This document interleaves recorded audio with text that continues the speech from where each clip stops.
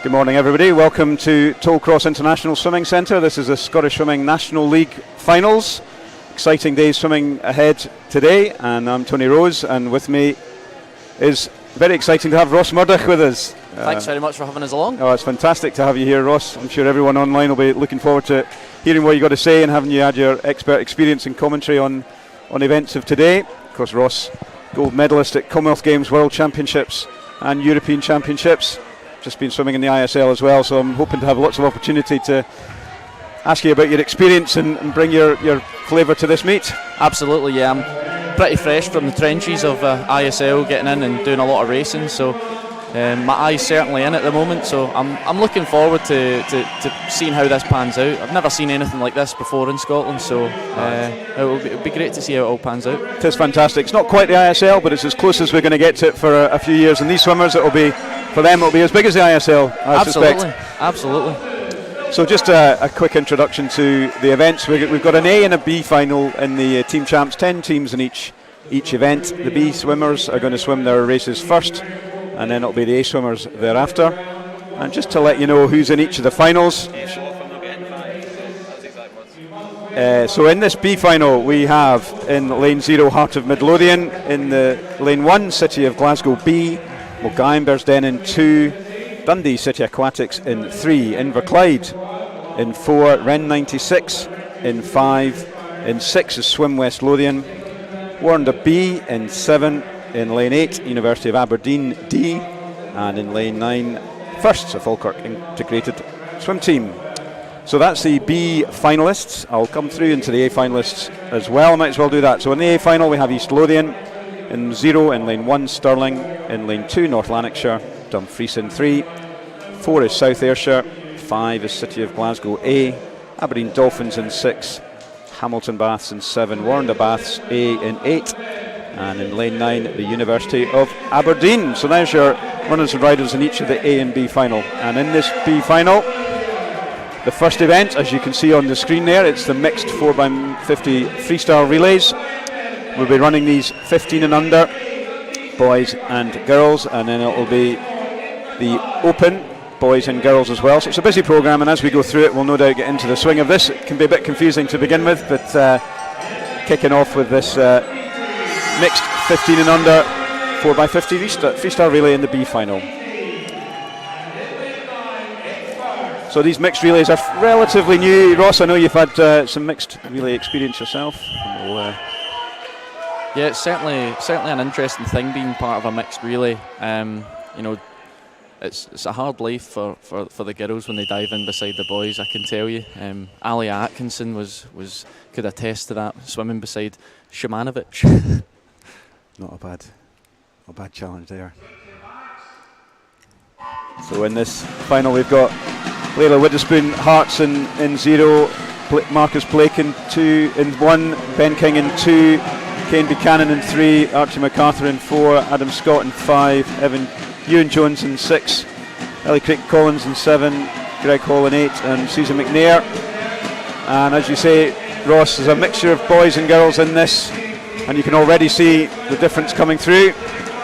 It's absolutely amazing to see the way that the teams have all got their own tactics on how it's going to pan out over the course of the race.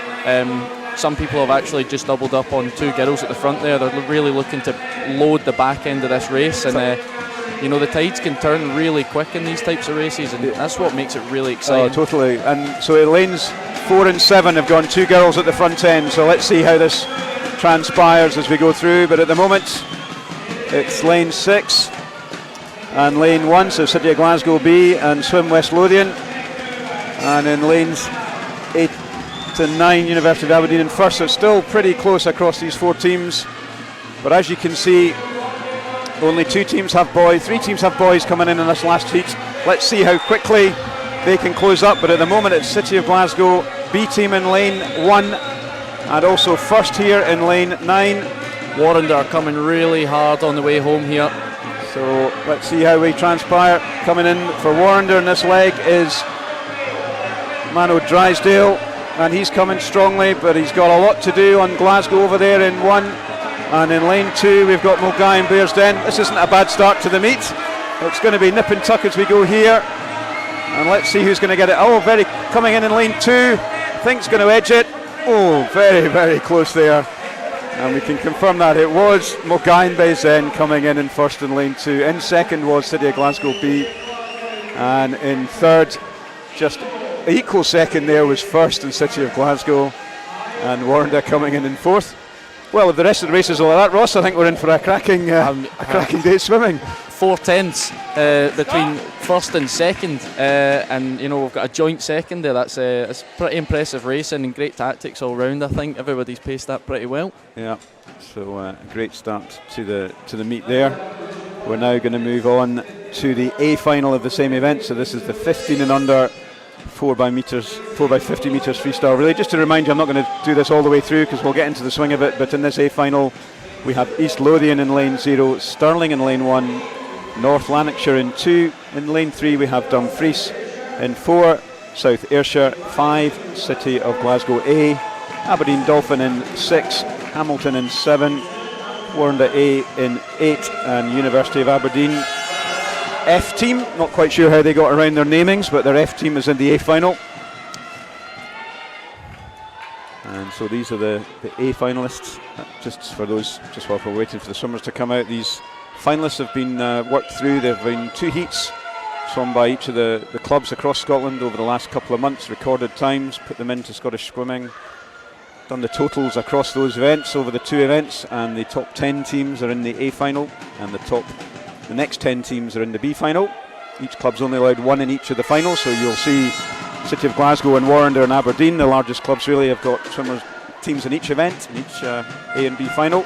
Just to say, in that first race, there's a confirmed order. Unfortunately, there was a disqualification for a technical infraction for lane 0. It's a bit of a shame. It does happen in relays, I suppose, and especially hard to get that balance between fast takeovers and legal takeovers. Absolutely, and you need to be right on the mark with that, because for some teams you've really got to push the boat there and try and risk it to get as quick a takeover as you can. And the atmosphere here is absolutely cracking for a Scottish meet. It's bouncing down there as well. So when you hear your teammates cheering for you like that, that starts to get you hyped up. And sometimes you can make mistakes like that, unfortunately. But these are good places to learn. Absolutely. And a lot of these guys, age group swimmers in particular, not really had much water time over the last 6 months. Even less time to practice things like relays. So.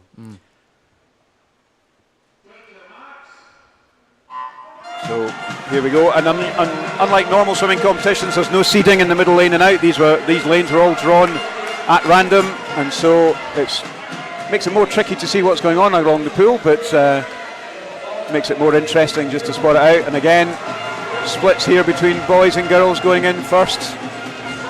All the teams bar 1, I think, have got boys going in first, and it's Warrender, Glasgow and Dumfries all hitting it off there.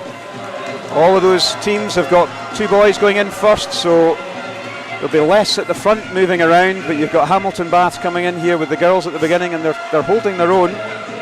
So let's see where this transpires. It's out there in lane 0, East Lothian, and Warrender here taking the lead between them, very close, just East Lothian. And it's across the pool in lane 5, you've got City of Glasgow. In lane 7 we have Warrender Bath, and in lane 1 we have East Lothian, and it's very, very close coming in here. So moving into this last leg, in lane 1 we have Tegan Black, City of Glasgow, Freya Beaton, and Katie Rose for Warrender Baths. Let's see who's got this final 50 sprint. It's Warrender just edging, but it's also Glasgow there, keeping up with them as we move into this final 25, Ross. It's really interesting to see how the way that the lanes have been drawn in this, and you're not seeing that typical arrowhead from the middle lanes and sort of working its way out. Absolutely. It's really split right across the whole thing. And Warrender take that one, City of Glasgow and East Lothian. So that's another exciting race there. As you say, the spread across the pool, which we're going to have to get used to here, Ross, and spot what's going on across the pool. Aye. So we'll wait for confirmation. The screen in the pool has gone blank, which is often not a good sign, especially in relays. Missing a few pixels as well. Yeah, so we just got to wait and see if that's confirmed. Always a bit tense as a swimmer, Ross. I'm sure you may have been involved in situations like this when screens go blank. Especially in relays, and you're just stood behind and you're waiting for the confirmation of results, and then the fear hits, and you're like, oh no, it was me. Have you ever experienced that yourself? Oh, plenty. Thankfully, I don't think I've ever DQ'd a relay. I tend to be on the slow side of a takeover. I was a little bit more cautious. Yeah, I've certainly been stood behind the block for a long time, waiting for the confirmation of results with the fear. And it's really worse in relays, isn't it? Because it's not just you, it's the whole team. But that's confirmed. We have Warrender first, City of Glasgow second, and East Lothian in third. And as the day goes through, you know, these there you go, confirmed on the screen for you. So Warrender, Glasgow, East Lothian, Aberdeen. And as the day goes on, it's going to fluctuate. We will give you updates as we go through the meet on the team score. This is a team competition, so we're really keen to keep you all updated at home on that. So you don't need to go working out each race for yourselves and calculating it. That will be a bit too difficult. So every set of events, we're going to give you an update, keep you posted as to how this exciting event transpires. So we're now on to the B final again, and this is the mixed freestyle relay. This is for the 15 and overs. Sorry, the over 15s. Just to run through those teams again: Heart of Midlothian in 0, City of Glasgow B in 1, Mulgahy Bearsden in 2, Dundee City Aquatics in 3, Inverclyde in 4, Wren 96 in 5. Swim West Lothian in 6, Warrender B in 7, University of Aberdeen in 8, and first in lane 9. So where are we on the boy-girl mix on this one, Ross? It looks like we've got all boys apart from out in lane 0. It's looking really, really exciting so far. It's pretty close altogether. It's really great to see a lot of people committing to these, the most difficult takeover with the block wedge on 1, and you know, this is the fastest takeover in the world just now, and it's really great to see people here at such a young age practicing really technical things. So we have City of Glasgow and Warrender in lanes 1 and 8, and here in lane 9 we have first, and it's pretty nip and tuck between Warrender and City of Glasgow. They have swum 2 boys up front, so that's been the pattern, except the first heat where it was quite different. So we got City of Glasgow. Swimmer for City of Glasgow in third leg is Jory Horn, and for Warrender it's Millie Milne. City of Glasgow maybe just edging ahead here, Ross, I think. Starting to edge ahead. I think a lot of swimmers there were getting a little bit frightened as that swimmer's coming in. They're trying to exit out the side of the pool. But yeah, it's looking still a really tight race. Warrender started to come back past Glasgow there. Hannah Edmonston and Olivia Mason, and it is all to play for as they turn. Maybe Warrender just edging it ahead in lane 2. Mulgahy and Bearsden coming back strongly on this leg as well. And it maybe is going to be Warrender who are edging. As you said, Ross, there's some swimmers desperately trying to get out the pool, but they're going to avoid Olivia coming in and taking it for Warrender. In second there is Hannah Edmonston for City of Glasgow, and in third place was Mulgahy and Bearsden again. So I think one of the really good things about this meet is we've got a combination of some of these big teams, and then Mulgahy and Bearsden and others who are maybe not the biggest teams, but really doing well to get themselves into these A and B finals. Yeah, it's great to see the you know, there's a great mix of the bigger teams that, you know, can manage to field 2 teams in the A and the B finals here, and you've got some teams that are just here in one or the other, and you know, they're really fielding their best teams, putting everything on the line for it. And as I said earlier, the atmosphere here is actually really good. Every team's getting behind their team, and it really it kind of feels like what the ISL is. Just at a different level. You know, it's great to see how much everybody's getting behind their teams here. And I think you can see that from the way the racing's been going. Everybody's pumped up. Absolutely. I was going to ask about ISL, because ISL teams these guys swim with each other week in, week out, COVID aside. Aye. And but ISL's clearly teams of people brought together from lots of different places. I mean, have you found that's still been a really good team atmosphere as the events have moved on? Yeah, definitely. I've been lucky enough to be a part of 2 different teams. I was on Team Iron for season 1 and 2, and London Roar this year for season 3, and it's always been a great mix of people, and I think that's one of the things that makes it really exciting. Is, you know, it's not just people you train with day in, day out. Like, a lot of these people I've known for years, but you know, you meet them on a team and you come together to race for a common cause, and you know, it was a really special thing to be a part of. Fantastic. That's good to hear, because you kind of often think elite swimmers, it's all about them, but to get a bit of a team event with other people must be really interesting. Really interesting. I really hope that this event can take off and you know, get people inspired to move on and try and take up in the ISL and get Scotland right back into the international scene over the next few years again. So we're into this A final. These are 16 and over swimmers. Interesting, very different mixes of age groups in a lot of these events. You've got Glasgow going off strong with the men. That was Gregor Swinney, 24-year-old Gregor Swinney, one of the fastest swimmers around at the moment, moving on to Rory McKinnon, who's one of the fastest youngsters around at the moment. So it's really not that surprising that City of Glasgow are dominating this final here. South Ayrshire beside them, and in lane 9 here you got University of Aberdeen. So this is less close than the previous ones. Although having said that, we have First and City of Glasgow. Very clear to see that Glasgow had a really strong first 100 metres there in that relay, but things are starting to pick up and get a little bit closer in the back half. And it's actually going to be University of Aberdeen, in lane 9, who have taken the lead on this one. Very strong female legs here. University of Aberdeen, City of Glasgow, and in lane 4 we have South Ayrshire, Lucy Grieve, well known as a flyer, but she's really pushing hard on Drew McKenzie. And in lane 9, Guy Alcaraz. Got swimmers at the end having to wait for swimmers to finish, and it is Aberdeen who take this. Second is City of Glasgow, and third South Ayrshire. And I think that is one of the advantages for these mixed medleys. You know, for a smaller club to be able to have 4 of the same, 4 men or 4 women is more difficult. But in the mixed medley, someone at South Ayrshire, big club but not one of the biggest, coming in there, 2 females, 2 males, nailing in third place. Yeah, absolutely great to see. Great tactics. They managed to work that really well. Yeah, fantastic to see. So Aberdeen performance in first, City of Glasgow second, and South Ayrshire in third place there. So after the frenetic start to that event with some mixed medley freestyle relays, we've got the mixed medley relays coming up in the middle, which is even more exciting because you've got different strokes, boys and girls swimming. You know, you've got your own experience. I think you won a gold medal, didn't you, in the World Championships in the mixed medley relay? Yeah, I was part of a mixed medley relays. I would be the heat swimmer generally. I would always be holding up the fort for Adam in the heats up for a lot of years. So I've got a bit of experience in this event, short and long course. Yeah.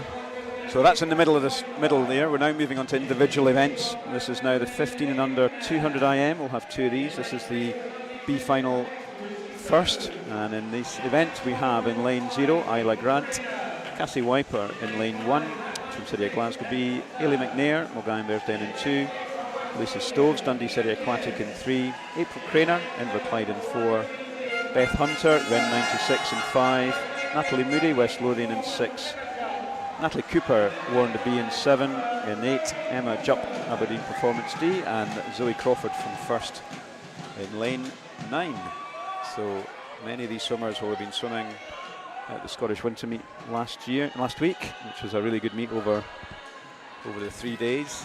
Some fantastic swimming in your event. Callum Melville, I don't know if you saw that, the youngster. I heard about the smashing a few junior records. A few junior records have fallen, and you know it's fantastic. That's exactly what you want to see. You want to see people standing up, you know, because we've had sort of fair few good swimmers in our time over the years, and see people breaking those records that other people have held. That's exactly what you want to see. Absolutely. So we're moving into this B final.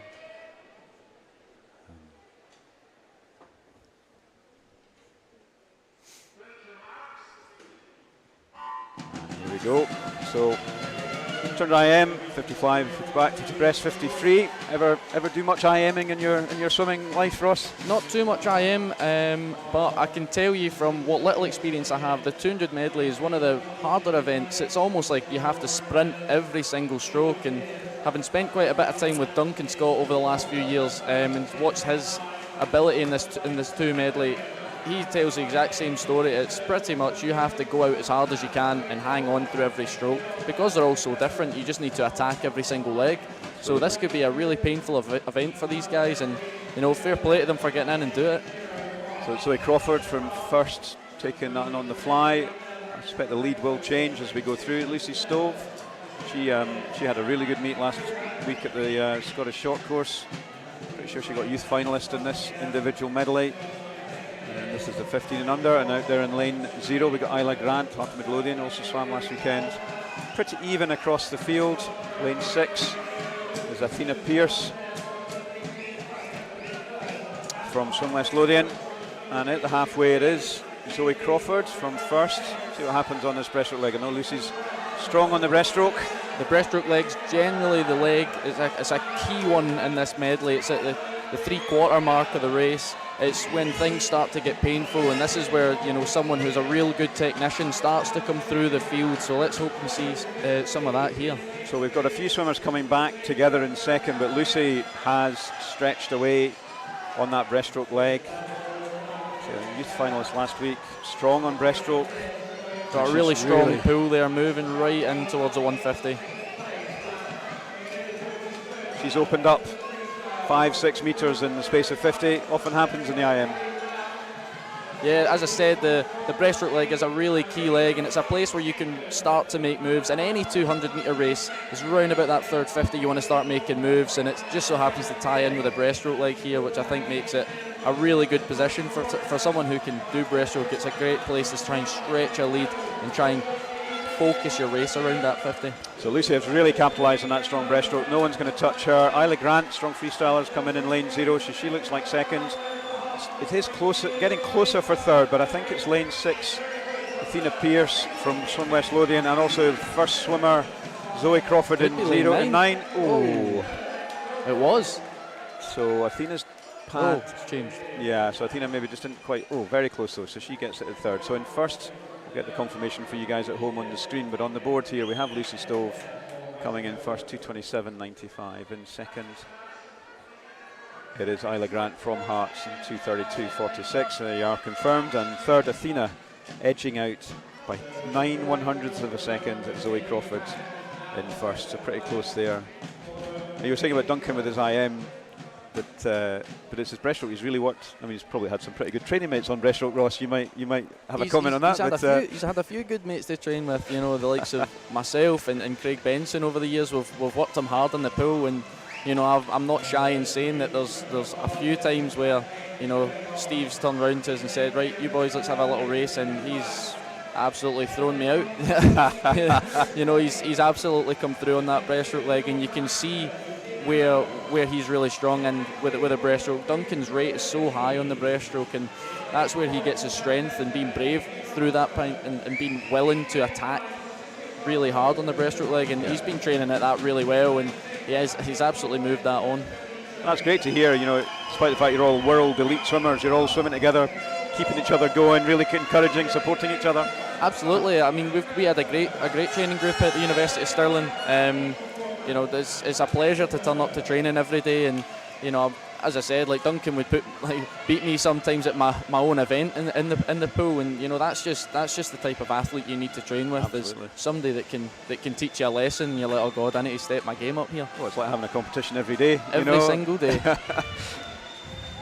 No hiding place. No hiding at all. It's amazing to train in a centre and in places where everybody's got similar goals and a similar mindset, and you really drive to get the best out of one another every day. And that's one of the big changes in British swimming, isn't it? 10-20 years ago you had to go to the States to get that. You had to go and get a scholarship and swim in the big team settings that they had there, and all of a sudden in Britain we've got 4 or 5 places that you're swimming with world beaters every day. It must be fantastic.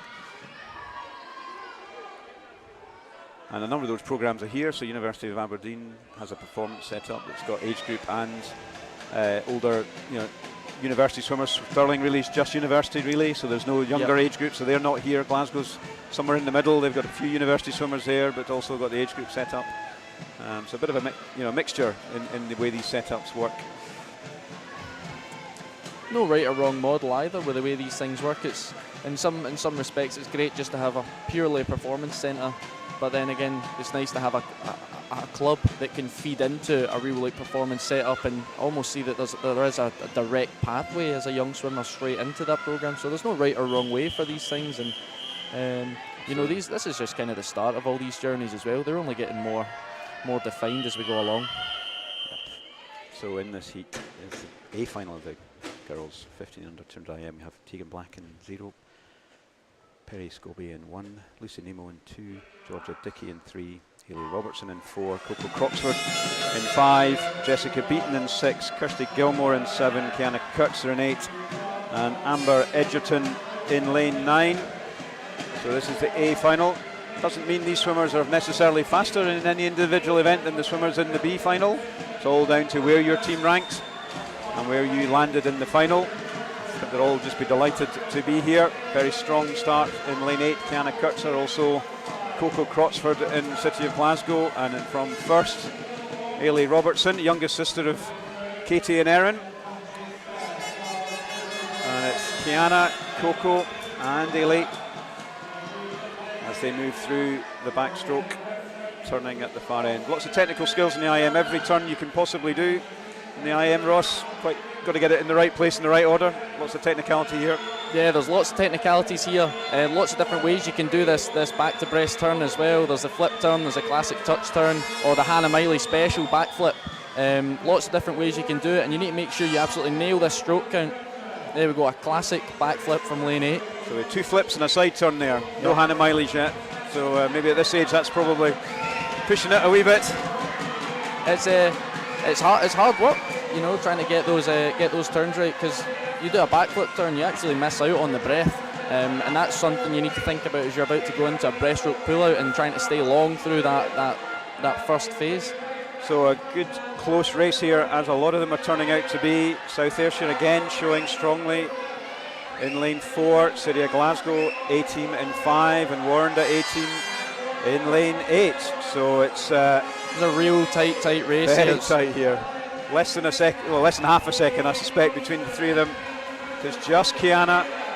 Is there a disadvantage for Kiana not being in the mix with the other two, do you think, or is she just going to swim her own race here?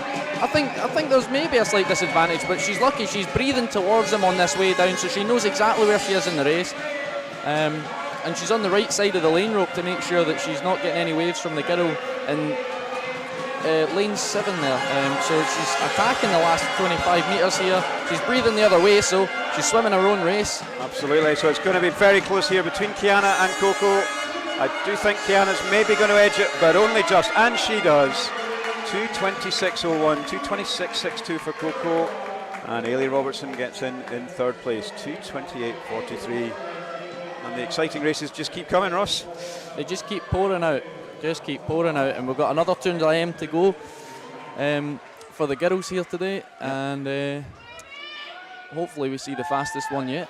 So this is the senior 16 and over girls race 200 IM. There's a result confirmed for you all on the screen.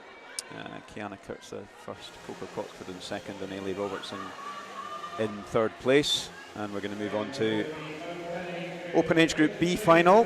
And in this race we have in lane 1 Holly McGill from Heart of Midlothian, Amy Shields from City of Glasgow B in 1, Joanna Calder from Mulgowan Bearsden in 2, Dundee City Aquatics Martha Reeves in 3, in McLeod's Amy Watson in 4, Red 96 Lauren Chalmers in 5, Melissa Mainwaring West Lothian in 6, and Rada McGregor Warrender B in 7, Orla Adams from Aberdeen Performance D in 8, and Susie McNair from first in lane 9. So take a bit of a breath here.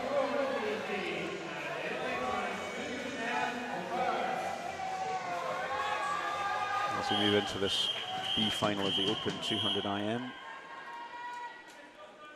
Quiet, lots of noise in the pool, and then as soon as the whistle goes, everyone's respectfully quiet.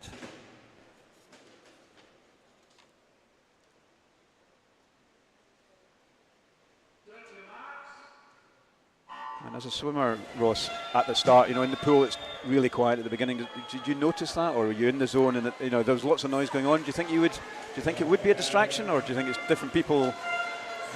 Different people react to it differently. But it is definitely something you notice. You can tell when it's rowdy.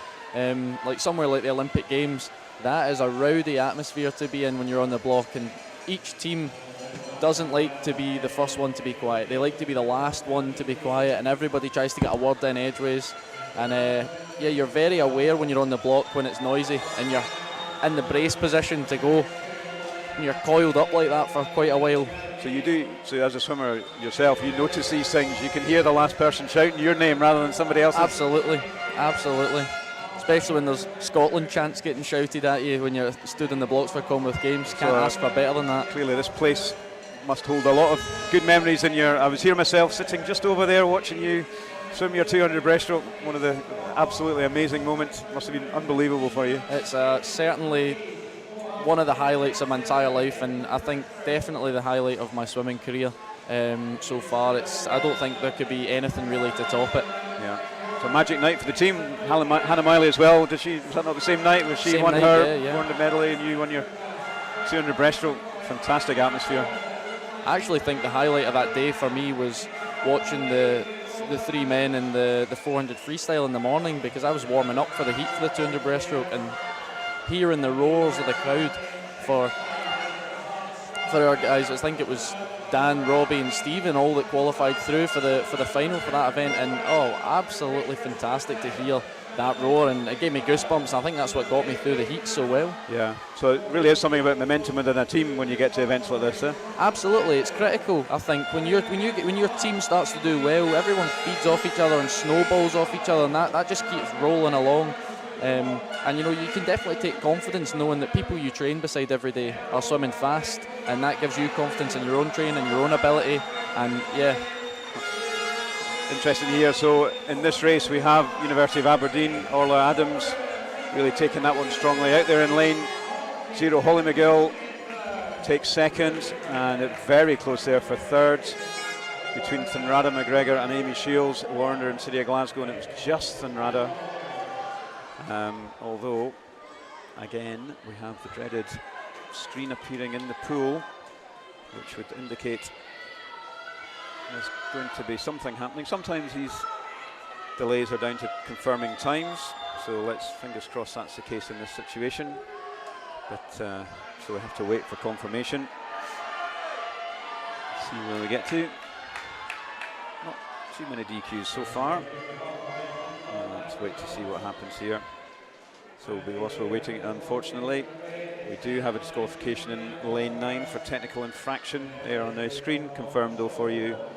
University of Aberdeen D in first. Colin McGill from Hart Midlothian in second, and Thunrada McGregor, Warren de Baths in third place. So moving on to this open 200 individual medley final. In lane 0 we have from East Lothian Iona Wilson. In lane 1 from Isabel Wood from Stirling Swimming. Ella Stevenson, North Lanarkshire in 2. Ava Simpson, Dumfries in 3. Amber Stevenson, South Ayrshire in 4. Drew McKenzie from City of Glasgow in 5. Faith Yuda, Aberdeen Dolphin in 6. Megan Ruddy from Hamilton Baths in 7. Rachel Saunders, Warren de Baths in lane 8. And in lane 9, Yvonne Brown, Aberdeen Performance F. So standout time from the entries is Drew McKenzie, but also I know Yvonne Brown has had a fantastic 200 IM at the winter meet last week. She was in the top 3 for sure. So we'll see where this race pans out. Strong breaststroker Yvonne, as you said before, Ross, breaststroke is often the place where these events, 200 IM is sorted. See where this one takes us.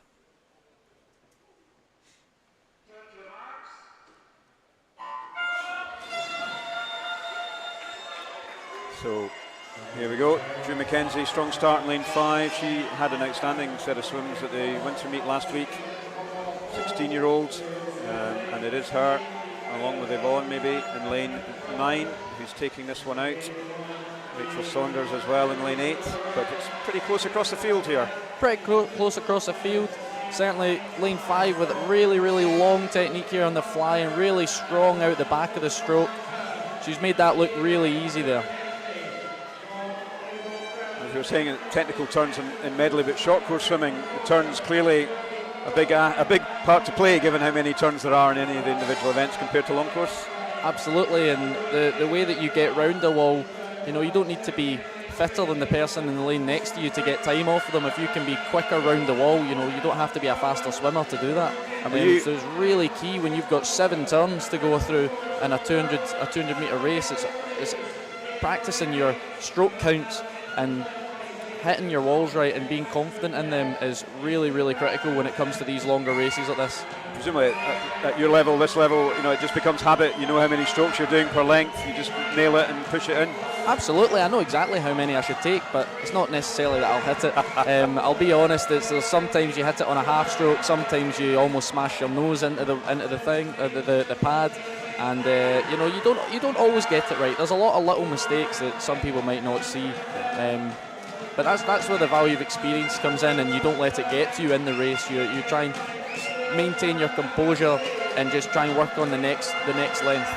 It's reassuring, I'm sure, for a lot of these age groups thinking swimmers, knowing that even swimmers like you don't get it always exactly right. But it's a cracking race here. We've got Rachel Saunders in lane 8, who's taken this one out strong back in breaststroke. Yvonne Brown coming strong, and you would expect Drew McKenzie to be coming back strong at her as well, which she is in lane 5. It is Rachel just hanging on. This is going to be very, very close as we come into this last 25 metres here. Lane 5 is absolutely driving that home. She's came off that last wall fantastically, driving the legs all the way home. And it is going to be Drew McKenzie who's edging second. Just Rachel Saunders, 4 100s ahead of Yvonne Brown in lane 9, but it's no doubt Drew McKenzie cracking last 50 free there on that 200 IM. Very, very close though. Another good finish at this event. Exactly a second between first and third. Drew McKenzie coming in first, Rachel Saunders from Warner Baths in second, and Yvonne Brown finishing in third. So in terms of, do you prefer long course or short course, Ross? What was your preference? Growing up, I didn't have much access to a long course pool. We would do long course training maybe twice a year or something like that. So initially, I was always a short course man. That was always where I liked to go. But when I moved to Stirling and started to take things a lot more seriously and try to be a professional at swimming, I definitely favoured the long course event. I found that the walls and things like that, the turns, were probably the weakest part of my swimming. So I was like a diesel engine. I just need a straight line, and once I get up to speed, I'm good to go. I'm sure that's slightly understating it a wee bit, Ross, saying you're a diesel engine, but in this the next event we've now got the boys 200 IM starting off with the 15 and unders, and we've got the B final. So we have Josh Elliott, Heart of Midlothian in 0, Gregor Ross, City of Glasgow B in 1, Fraser Donaldson from Mulgine Bearsden in 2, Evan Davidson, Dundee City Aquatic in 3, Lewis Gray, Inverclyde in 4, Adam Scott, Ren 96 in 5, Cal Muirhead, West Lothian in 6, Mano Drysdale, Warnda in 7, Daniel Hall, Aberdeen Performance D in 8, and Samuel Beetham first in 9. We've saying earlier on, Ross, about some of the youngsters who've been coming through as age groupers. One of those is in lane number 3, Evan Davidson. He broke 3 or 4 national age group 14-year-old records last weekend at the Scottish Winter Meet. Quite recall if IM was one of them. I've got a feeling it might have been. He's in this B final. I mean, he's making this fly leg look absolutely easy. So long, so powerful. Got a great second kick there, and he's absolutely cruised that through there. 27.69. It's a pretty good first 50. I'd say and from evidence of last weekend, his last 100 in these events is even stronger than his first 100. So we'll see how that pans out. Strong backstroke here in lane 5 from Adam Scott, from Ren 96, and also in here in lane 9. We've also got Samuel Beetham from first, but it's Evan who's really taken this one by the scruff of the neck. So why don't you just, in this 50, talk us through Evan's technique in this one, Ross, from your perspective as a elite breaststroker. So coming through, you can see as he's pulling his arms, he's really trying to keep his legs straight at the back, and there's a small overlap with the hands going forward into streamline and a kick coming in to make sure that when he's applying the most amount of force from his legs, he's in the best position possible at the top, so that he's generating so much speed and holding on to so much speed at the front end of that breaststroke. And you can really see how he's made his way through there. He's increased his lead on that breaststroke leg. He's got great technique there, and Yeah, I don't think there's going to be any question who's winning this race here. Absolutely not. Destroyed the field in that breaststroke. In fact, you could argue destroying the field on the freestyle as well. You know, there was no doubt from the dive who the winner was going to be today. It was a great race, but you know, we're still pretty tight for third here. Absolutely. So the race is definitely not for first. It is for second, third, and fourth. And it's lane 5. Evan Davidson coming in 2:09.43. That is quite some swim there from the 14-year-old. Very strong finish here in lane 5 from Adam Scott, Red 96. And on his inside in lane 4 is Lewis Gray. And it is going to be Lewis just edged out by Adam, Inverclyde swimmer. That's very strong swimming from Evan, taking first. Second was Adam Scott, and in third Lewis Gray. Very impressive there from Evan. We're now moving into the A final. Keep a note of that time, just a bit of fun to compare times here. 2:09.43.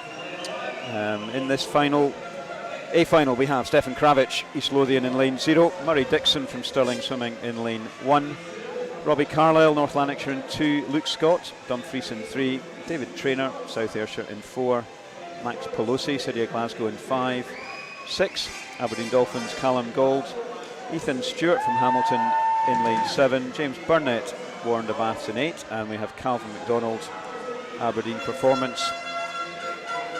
F team in lane 9.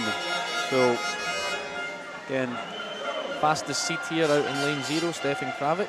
Yeah, he again one of these young 14, 15-year-olds who've really come on, and he's had another great weekend last weekend. I think he got a Scottish 15-year-old Scottish age group 100 freestyle record last weekend, 50 point, which is pretty impressive. Broke Silverman Butt's record that's been held for 10 or 15 years. So he's turning his hand to IM today. Sneaking suspicion we may see him in the 100 front crawl later, but we'll see. So nice dive out here from Calvin MacDonald in lane 9, and Stefan out there in lane 0. Fly is one of his strongest strokes. Not sure he's got a weak stroke, but it's definitely Fly, one of his strongest. Again, you can see with all the best flyers in the world, they sit, as they take their breath, they travel so far forward, they hang on to so much speed there, and you can see as he's second kick, putting his head back down, he's just carrying all that speed through his breath. And yeah, great first 50 there, out slightly faster than the previous race. Yeah, nearly a second faster. Callum 1 year older than Evan from the previous heat, and it's really, this is likely to be who's going to be second, and it is very second at the moment is lane 1, so that's Murray Dixon from Stirling, but it's very close across the 4 swimmers. Third is certainly anyone's game from those 4 lanes. You know, we said breaststroke is a really key leg, and everything can change here. This is where people can drop back or really push on. So let's see who's the breaststroker in these 4. Initial signs would say lane 5. So Max Pelosi from City of Glasgow, maybe lane 8. So that's James Burnett from Warrender. Yeah, 2 different tactics there. We've got someone trying to hold their length in lane 5, and then in lane 8 there's a little bit more rate involved. There's definitely different ways to swim this race. No doubt though, Stefan Kravic out there in lane 0, turning at first. It's now closed up between Murray Dixon, Max Pelosi and possibly James Burnett. It's all to play for in this last 50 freestyle.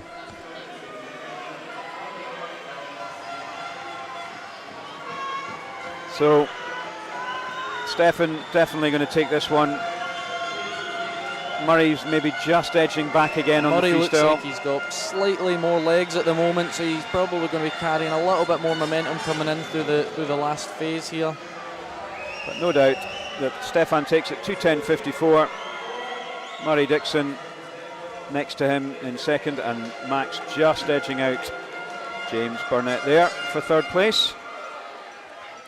But no doubt Stefan grabbed that one. Slightly down on Evan's time from the B final, but still a pretty impressive 2:10 for Stefan there. I think that was actually, he's gone faster than his seed time there as well by 5/100ths. So that's quite easily been a best swim for him there. Yeah. So very close, very good swimming on that one. And we're now moving on to the next 200 IM, and this is for the open boys. And in this we have, in lane 0, Finn Maguire from Heart of Midlothian, Archie Dixon, City of Glasgow B in 1, Jamie Glenn from Mulgine Bearsden in 2, Travis Davey, Dundee City Aquatics in 3, Matthew Garrity in Inverclyde in 4, Ewan Houston, Ren 96 in 5, Ewan Dunce, West Lothian in 6, Brody Gordon Gibson from Warren de Bath B in 7, John Taylor, Aberdeen Performance in lane 8, and in line 9, Bailey McGinley.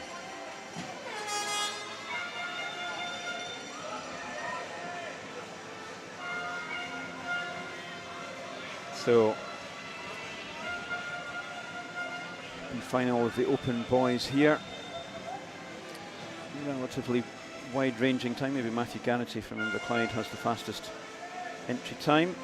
So that's the swimmer in lane 5. Just got a slight pause in the pool, but here we go. Whistle's blown, and it's the B final for the men's 200 metres open IM.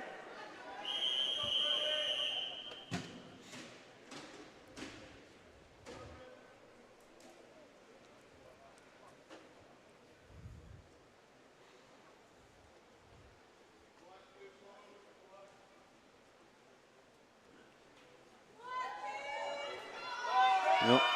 So, bit of a pause at the beginning here.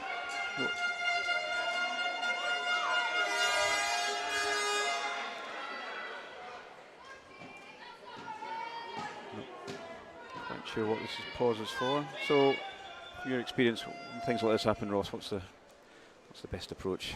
My tactic when it came to this was put your jacket back on, sit down, keep your goggles on, stare forward. Doesn't matter if in your head that these things might affect you, but it's all about the way that the rest of the swimmers in the field see the way you're approaching this. So for me, it was a bit of a front. It was always, I'm going to sit down and I'm going to look relaxed, and and if you fake it till you make it, and that was pretty much my entire swimming career. Fake it till you make it. Worked hard, and I didn't feel like I deserved to be anywhere. And it's just always the same when you're behind the block. You just fake it till you make it. You pretend that even if you're not confident, you're going to tell yourself you are and make everybody else believe you are. And that was always the tactic. And it worked pretty well for you. So, I've done a few things. Been around the world. It's been an absolute pleasure doing it over the last. It's actually been 10 years ago. I flicked the switch while I was still training at Western Bartonshire at the time under Jimmy Orr.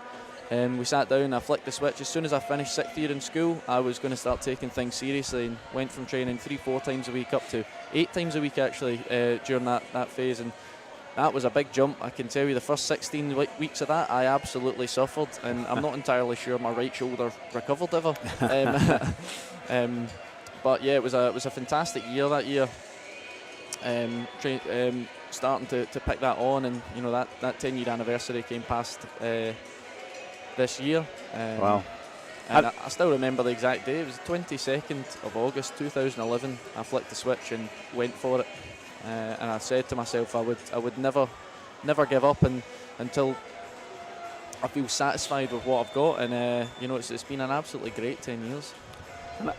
Increasingly unusual though, isn't it, that kind of, you're saying 3 or 4 sessions until you got to 17, 18 and then ramping it up. A lot of these youngsters are already 13, 14 doing those 8 sessions a week. Aye. And you took a while to get there. It clearly worked for you, and different people do different things. I think Duncan Scott was a very prominent, very young age grouper, plateaued a wee bit, and then all of a sudden at 15 and 16, other guys swim all the way through and others emerge. James Wilby was similar, wasn't he? I think, did he not? Yeah, very similar. I think I'm not entirely sure of Wilby's age group career, but certainly when he moved to Loughborough, he's been training there for a long time now. But it wasn't really until 2016 he wasn't far away from making the team. In 2017, he got on his first World Championships team there, and it's literally been strength to strength. Yeah. I think for the Commonwealth Game trials, I think he made the Commonwealth Games cut in the 100 breaststroke by 100th of a second or something like that. And then he went on to win the 200 at the Commonwealth Games, and then ended up finishing the year going 58.6. He went 59.96 at the trials for their Commonwealth Games in the December, and by the end of the year he was going 58.6. You know, sometimes all it takes is for someone to break that mental barrier themselves, and then all of a sudden everything just starts clicking on. Yep. And do you feel, in terms of that kind of ramping up at a slightly older age, that's helped you in terms of longevity and freshness and all that, or you've just taken it as it comes? I certainly feel that when it helped with the freshness at the start of my career, and certainly through the back end of my career, that, you know, when it's great when things are going really good and you're winning medals. You know, it's easy to stay motivated.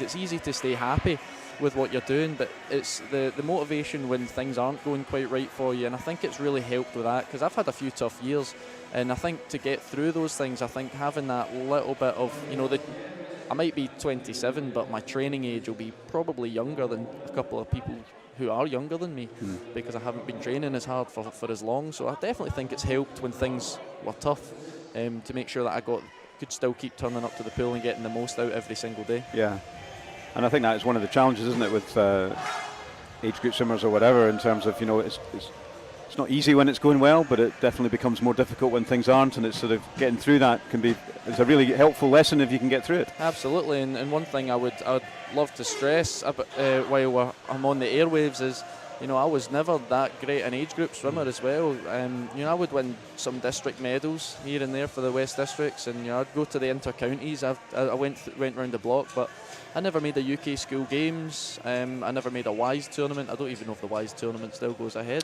Unfortunately, you know? Not. No, that all finished. It was a stalwart of the whole swimming calendar, you know, I think, for many, many, many years. But everybody would go to the Scottish schools every year to try and make that team. Yeah. Everybody wanted the tracksuit bottoms. Absolutely. And if you're a big name on campus, if you had those tracksuit bottoms, let me tell you. Absolutely. And I never got a set, and it took me till I was 17 before I truly believed I could do anything in swimming, at the Scottish short course that year in Inverness.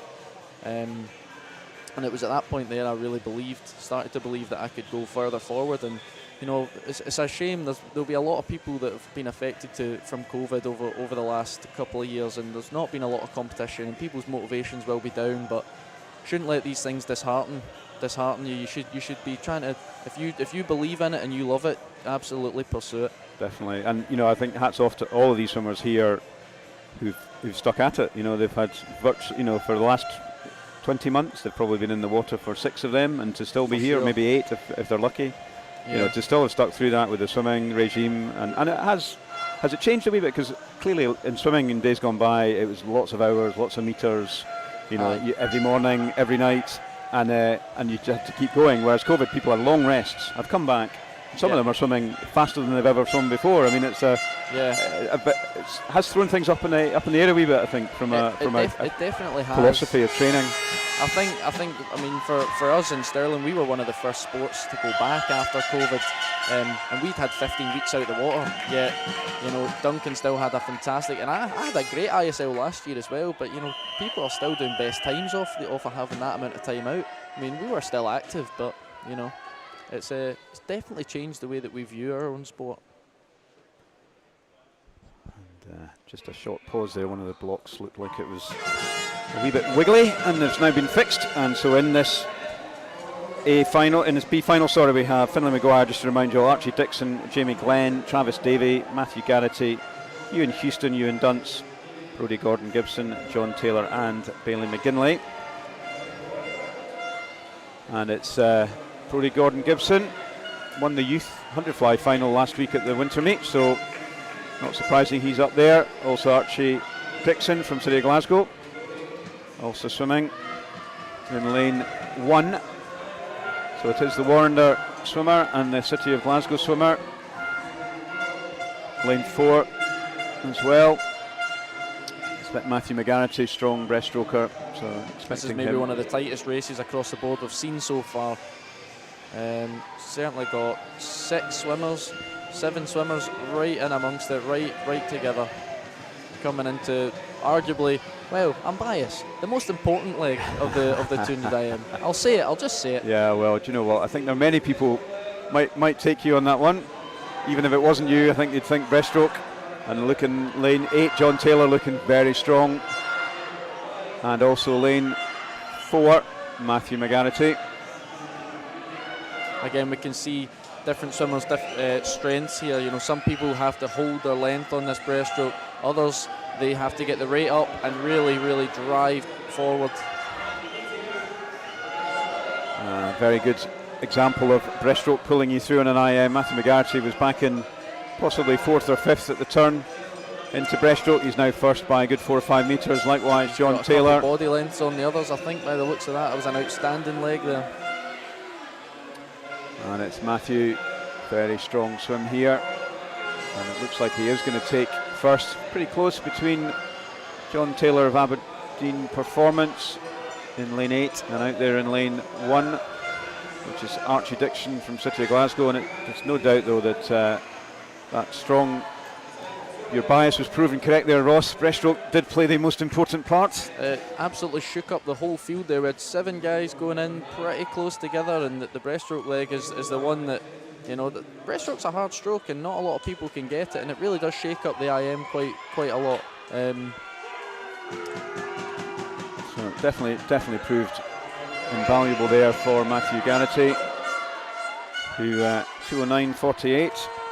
Still the fastest swim is young Evan back in that first heat. I think you were right to say we should compare the times, because I think we're just starting to see now how impressive that first heat of the 200 IM actually was. And you'll be doing well to be up with these guys. So some pretty outstanding swimmers here. We'll run them through for you. Owen Williamson from East Lothian in 0. Nathan Campbell, Stirling Swimming in 1. Cameron Doran, North Lanarkshire in 2. Austin Sinclair, Dumfries in 3. Dylan Cashmore, South Ayrshire in 4. Mark Ford, City Glasgow in 5. Tom Robertson, Aberdeen Dolphin in lane 6 in 7.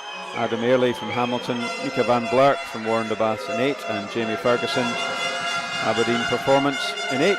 Mark Ford broke the age group 100 backstroke record for Scottish age group last week, 52 point. Not normally an IM swimmer, but I suspect he's a strong fly backhand free, so it'll be interesting to see how he performs here in the IM.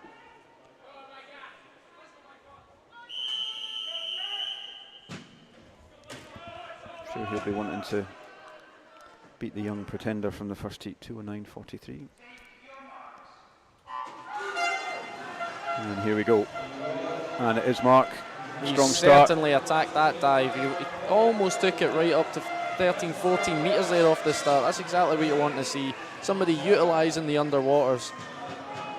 So yeah, 15 metres and everything, but breaststroke you can go as far as you want, can't you? Breaststroke you can go as far as you want. You absolutely can, and there's been plenty of times I've gone past 15 on a start like that as I've gotten a little bit older and a little bit better at my skills.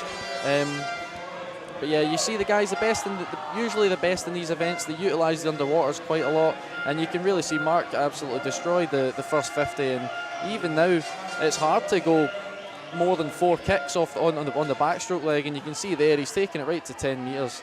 It's a masterclass in underwaters for the 200 medley here. And maybe you'd expect Mark to be ahead on the fly in the back, 2 of his very strongest events, and he's taken it on in those events. Jamie Ferguson moved from Midlothian up to Aberdeen this year, strong in 2nd in lane 9, and in 3rd we've got lane 2, Nathan Campbell from Stirling Swim, coming through strong in the breaststrokes. Lane 8, Mika Van Blerk here, he was down in 5th or 6th, has moved himself into 3rd probably. Expect he's left too much to get up on Jamie Ferguson, but he's going to give it a go. But Mark Ford, unusually, his caps, he's gone on Santa Elf on the cap front there with a bit dangling off the top. Very festive, but he's managed to get rid of it there. He'll be fortunate, so somebody will need to go and get that at the end of the race. But it's Mark who's led from the very beginning on the fly in the back. Jamie Ferguson has not given up, and he's a couple of metres down. I think he's probably left a little bit too much to catch up on Mark, but yeah, Mark's controlled this from the beginning. And he's easing up a wee bit. He must have other races for the rest of the session. It's a great swim there, tactical swim, and a fantastic time actually from both those guys there. 2:05.23 first, 2:07.28 for Jamie, and coming in 3rd, Mika Van Blerk Warner. and he'll get his lap of honour to go and get his cap. Yep.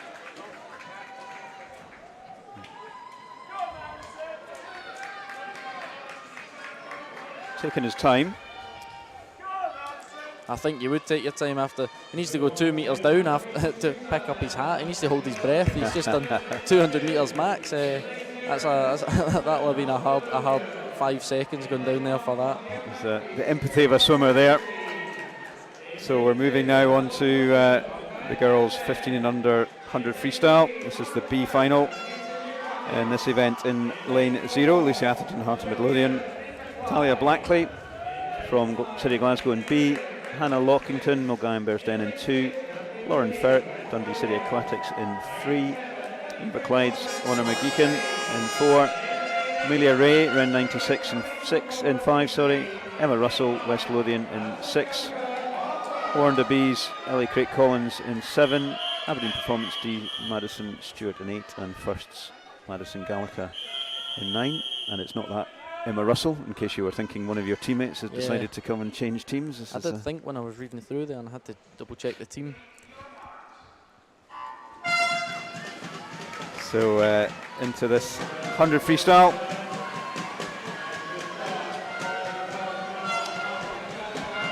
And pretty close as they come in to the first turn.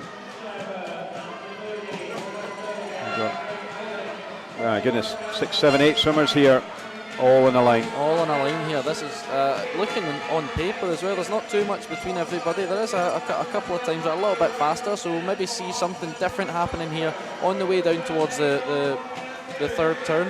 As I said, generally the place to make your move is about the third quarter of the race, and this is where we'll start to see people moving up and dropping back.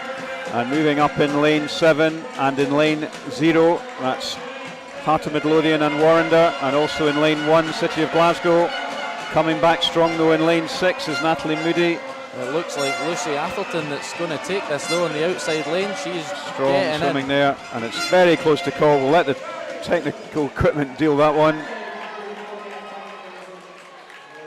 So I don't think I expect there's going to be a bit of correction there. So in first place, yeah, we're going to wait. Yep. That didn't quite look like it ended up in the race there, so we'll just wait and see. Maybe some of the touchpad's not working quite right. That was a good race, though. Great way to kick off the 100 freeze. So we're just waiting here. I think there was a few timing corrections needed, so hopefully that's why there's a blank screen. Hoping to give you a bit of a points update in the next few minutes after that first round of relays and IMs. Very hard to tell where anyone is from without somebody doing the counting for us.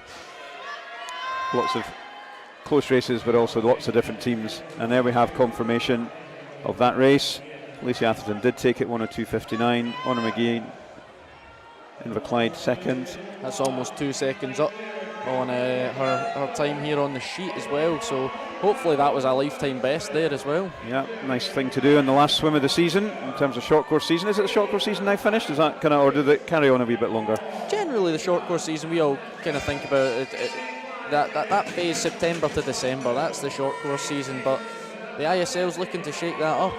From the plans I've heard, I probably can't say anything, but you know there looks to be maybe a little bit more short course meets in the future.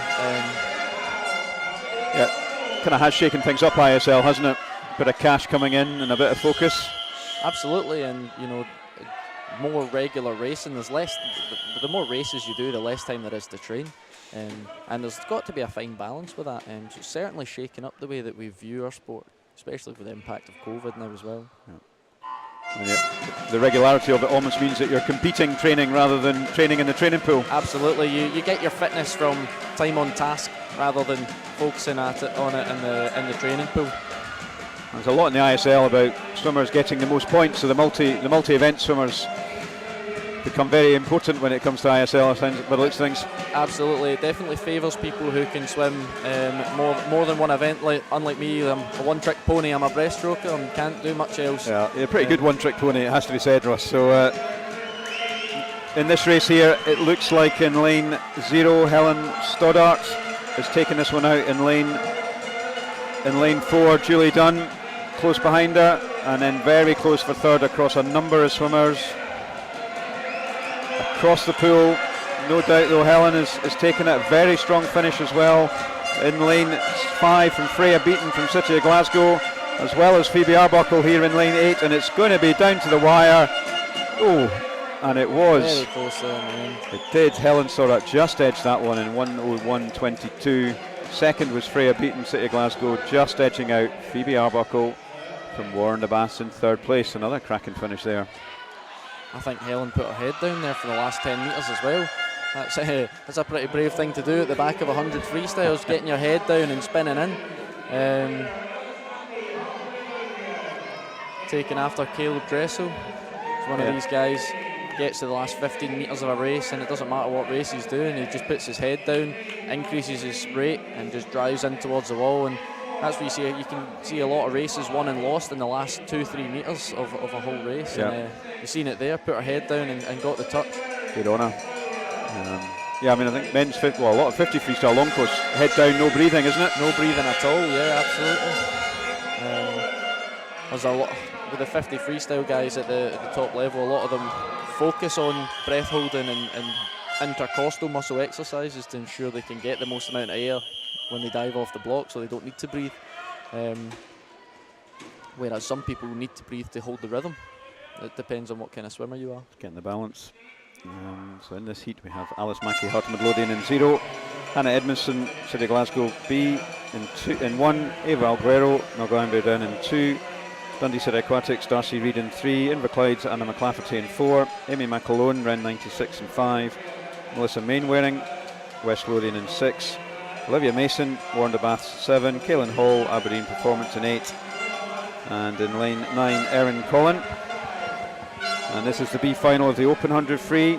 You won't have it on the screen, but there's a number of younger swimmers who are clearly swimming up in age. Some of these teams maybe not got the full complement of age group and over 16. So a few youngsters. One of them is Melissa Mainwaring in lane 6, who's only 15, competing against these older girls. And it's going to be very close here between Kaylin Hall and Olivia Mason, both coming at it in this last 5 metres. And it looks like it's going to be Kaylin Hall just heading out to Olivia, and it is 50. Oh, well, not come up on the pad. We'll wait for that in the pool. There we come. Yep, Kaylin Hall gets first, 58.60. 58.74 Olivia Mason, and the youngster Melissa Mainwaring coming in third. Only 25 100s, but oh no, sorry, that's absolute nonsense I was talking there. There's a second between first and third. There are only 1400s between first and second, so a pretty close race there. And we're moving into the A final, and we have India Marshall from East Lothian in 0, Cara Gordon from Stirling Swimming in 1, North Lanarkshire's Jenna Cole in 2, Casey Maxwell Dumfries in 3, Eve Mayer from South Ayrshire in 4, Saskia Wade, City of Glasgow in 5, Maya Reynard, Aberdeen Dolphins in 6, Addison Cole, Hamilton in lane 7, Warren de Bath's Anna Green in 8, and Yasmin Perry, Aberdeen Performance in lane 9. I don't know if you can hear that through the live stream, but there is an unbelievable amount of noise going on in the pool today. Yeah, I've mentioned it a couple of times now. The atmosphere here it really is electric. Everybody's going mad for their teams, getting behind each other.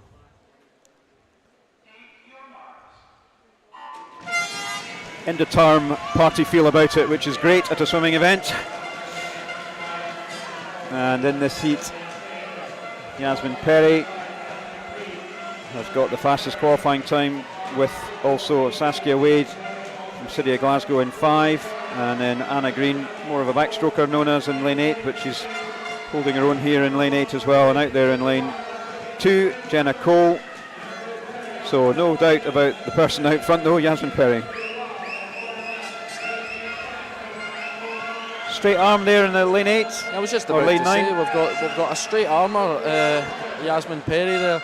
It's a really interesting. You don't see many people doing straight arms over the 100 free here in Scotland, so it's great to see a bit of different technique going on and how that's paying off for her.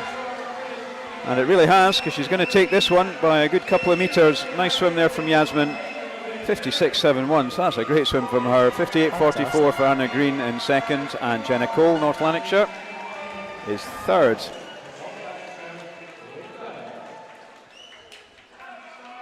So that's good. Yeah, because straight arm normally associated with 50, really, isn't it? Yeah, generally you would associate that with the 50 specialists. It's something. It's a really difficult thing to do for a prolonged period of time. Think about the longer the lever, the more force you need to apply at the other end of it. It's you need to have a lot of strength to be able to carry that off. So it's not just swimming freestyle. There's a lot of stuff that goes into being able to swim like that. So very impressive swim there. Yeah. And a big uplift on her entry time. Not sure if she went faster than that last weekend, but a 56.71 is pretty good going. So we're now moving into the boys. This is the 15 and under boys. This is the B final. And in this we have in lane 0, Aidan Lapsley from Heart of Midlothian, Marcus Blake, City of Glasgow B. In 1, Charlie Traherne, Mulgowan Bearsden in 2, Dundee City Aquatics, Conor Brearley in 3, Inverclyde, Oliver Patton in 4, Harry Cough, Ren 96 in 5, Ben Sheriff, West Lothian in 6, Robbie Boyd, Wonder Baths in 7, Greg Hall, Aberdeen Performance in lane 8, and in lane 9, Cameron Gill from first. Bit of face body paint in lane 6, I don't know if you spotted that, somebody looking very blue. Very blue. Fantastic reaction there from lane 5, 0.58, anything sub 0.65 would be considered fast on a reaction there. 0.58 is blistering. But it's lane 6, that's Harry with the paint on, who's really taken this first 50 out. By no means the fastest entry time either, so he's definitely got the bit between his teeth. So it's Ben Sheriff in lane 6, sorry. And in lane 9 here, Cameron Gill from first.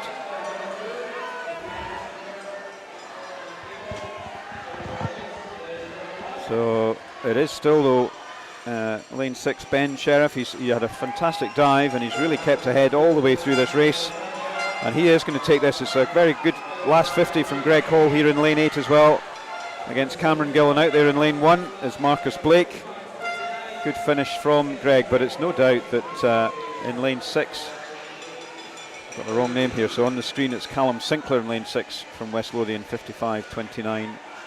In second was Greg Hall from University of Aberdeen Performance, 57.868, and in lane third from first, 58.08 for Alex Blake.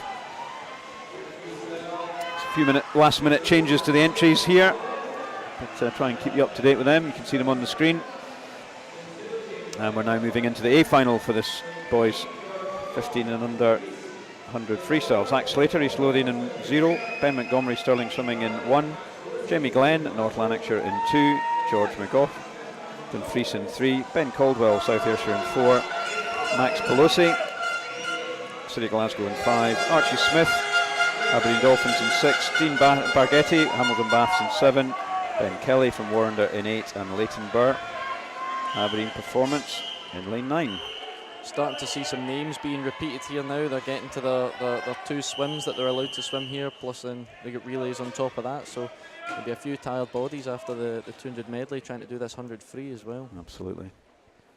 There's a short break halfway through the event. I think when they were running the heats, most of these clubs just ran it one after the other. So this is fairly luxurious in terms of timing, but it's gonna be hard when you're in this competitive environment. Swimming against faster swimmers. Strong start in lane 8 from Ben Kelly, Warrender swimmer. Also in line 0 from East Lothian, Zach Slater. 14-year-old Zach. We've got 13-year-old in lane 7, and it's between Zach and Ben at the moment. Ben looking like he's edged at 26.17. So Ross, it looks like it's a 2-horse race here. Looks like a 2-horse race for sure.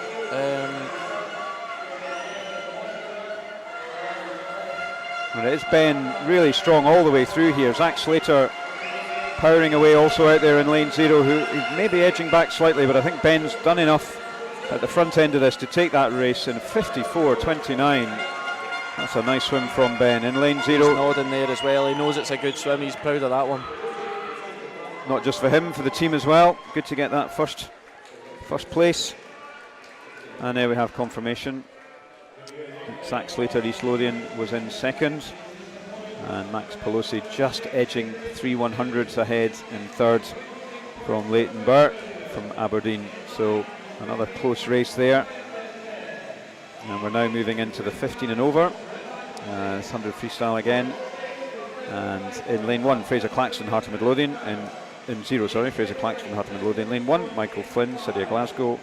Fergus Curry, Mulgine Baysden in 2. Dundee City Aquatics, Adam Phillips in 3. Cian McNellis, Inverclyde in 4. Brody Hood, Ben 96 in 5. West Lothian, Yasin O'Neill in 6. In lane 7, Finn Bremner from Warrender in 8. Lewis Birrell from Aberdeen Performance. And in lane 9, first Evan Crawford.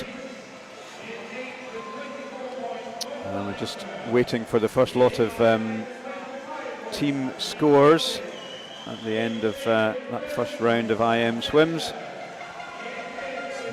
And we'll bring that to you in a couple of minutes. I think it's going to be pretty close at the top, but still a lot of racing to go.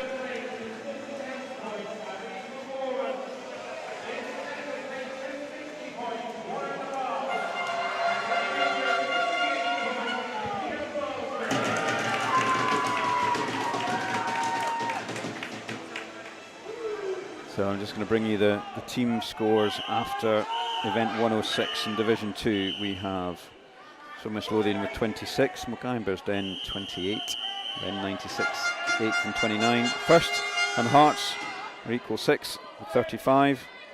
In 5th place we have Inverclyde with 36. Warrender B and Aberdeen Performance joint 3rd with 42. Dundee 2nd with 44, and in the lead is Glasgow B with 48. And I'll bring you tease you and leave you with the Division 1 to come after this 100 freestyle here. And it's a strong start from City of Glasgow with Michael Flynn. And he's taken that out very strong, a 24.88. Yeah, he's absolutely attacked that there, and I think this is looking really strong. Strong race for second as well. Out here in the outside lane, 6 to 9 is looking real tight there as well. So Finn Bremner, Warrender, Lewis Birrell from Aberdeen Performance, ex-Warrender swimmer. So in lane 8, and Evan Crawford first, just trailing a bit, and it's a really strong finish here from Finn, but no doubt about Michael Flynn taking that in a 51.75, 53.91 for Finn, and as lane 8 touchpad not come in again, here we go, 3rd, 54.4 for look like Lewis Birrell in lane 8, so there we have it confirmed, although changing team again. You can really tell it's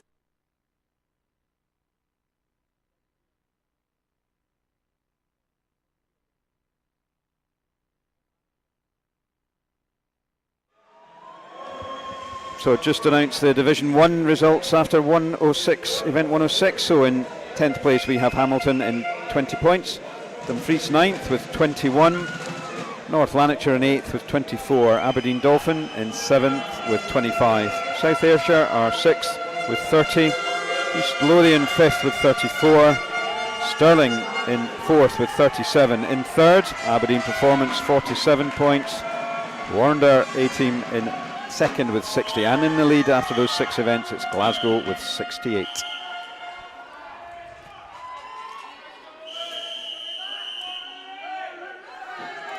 So moving into this A final, or Division 1 final, Luke Porteous in 0, Greer van der Meulen in 1, Cameron Dorn in 2, Ruben Kelly 3, Ross Arentz in 4, Rory McKinnon 5, Finlay Clubb in 6, Craig Greenock in 7, Owen Ray in 8, and Fraser Agnew in lane 9. You can really start to tell it's 100 freeze here. The noise is getting pretty loud. I'm not sure if people can hear it, but everybody's on their feet here to try and watch these races. Could we see a 49 point in here? Well, Rudy went a 50 point, I think, last week at the Scottish Winter Meet. Got 2nd in the youth event, I think. And he's certainly going for it here. Fraser Agnew in lane 9, trying to keep up with him. Sprint specialist Rudy, national junior team member. Let's see where he gets to. Very, very strong swimming here, and he may well be getting there. Oh, and he just 50.36. What a great swim from him. 51.6 from Fraser Agnew in 2nd, and it looks like Ross Arentz, South Ayrshire, in 3rd in 52.73. We'll wait for that to be confirmed. Really strong swimming there from Rudy. Yeah, it's certainly not messing around. 50.3. Very impressive for the 17-year-olds. And we're now into the next round of events. This is breaststroke. Here we go, Ross. And it's 100 breaststroke. And in this girls 15 and under Division 2 final, we have Erica Watt from Heart of Midlothian in 0, Caris Mooney, City of Glasgow B in 1, Ailey MacArthur, Mulgine Bearsden in 2, Dundee City Aquatics Lucy Stove in 3, Charlotte Jones and Inverclyde in 4, Amelia Ray, Ren 96 in 5, Emma Russell again in lane 6, not long out the pool, as you were mentioning. There was repeating of events here. Ailey Stewart from Warrender in 7, Penny Irvin from Aberdeen Performance in 8, and Kezia McCappin first in lane 9.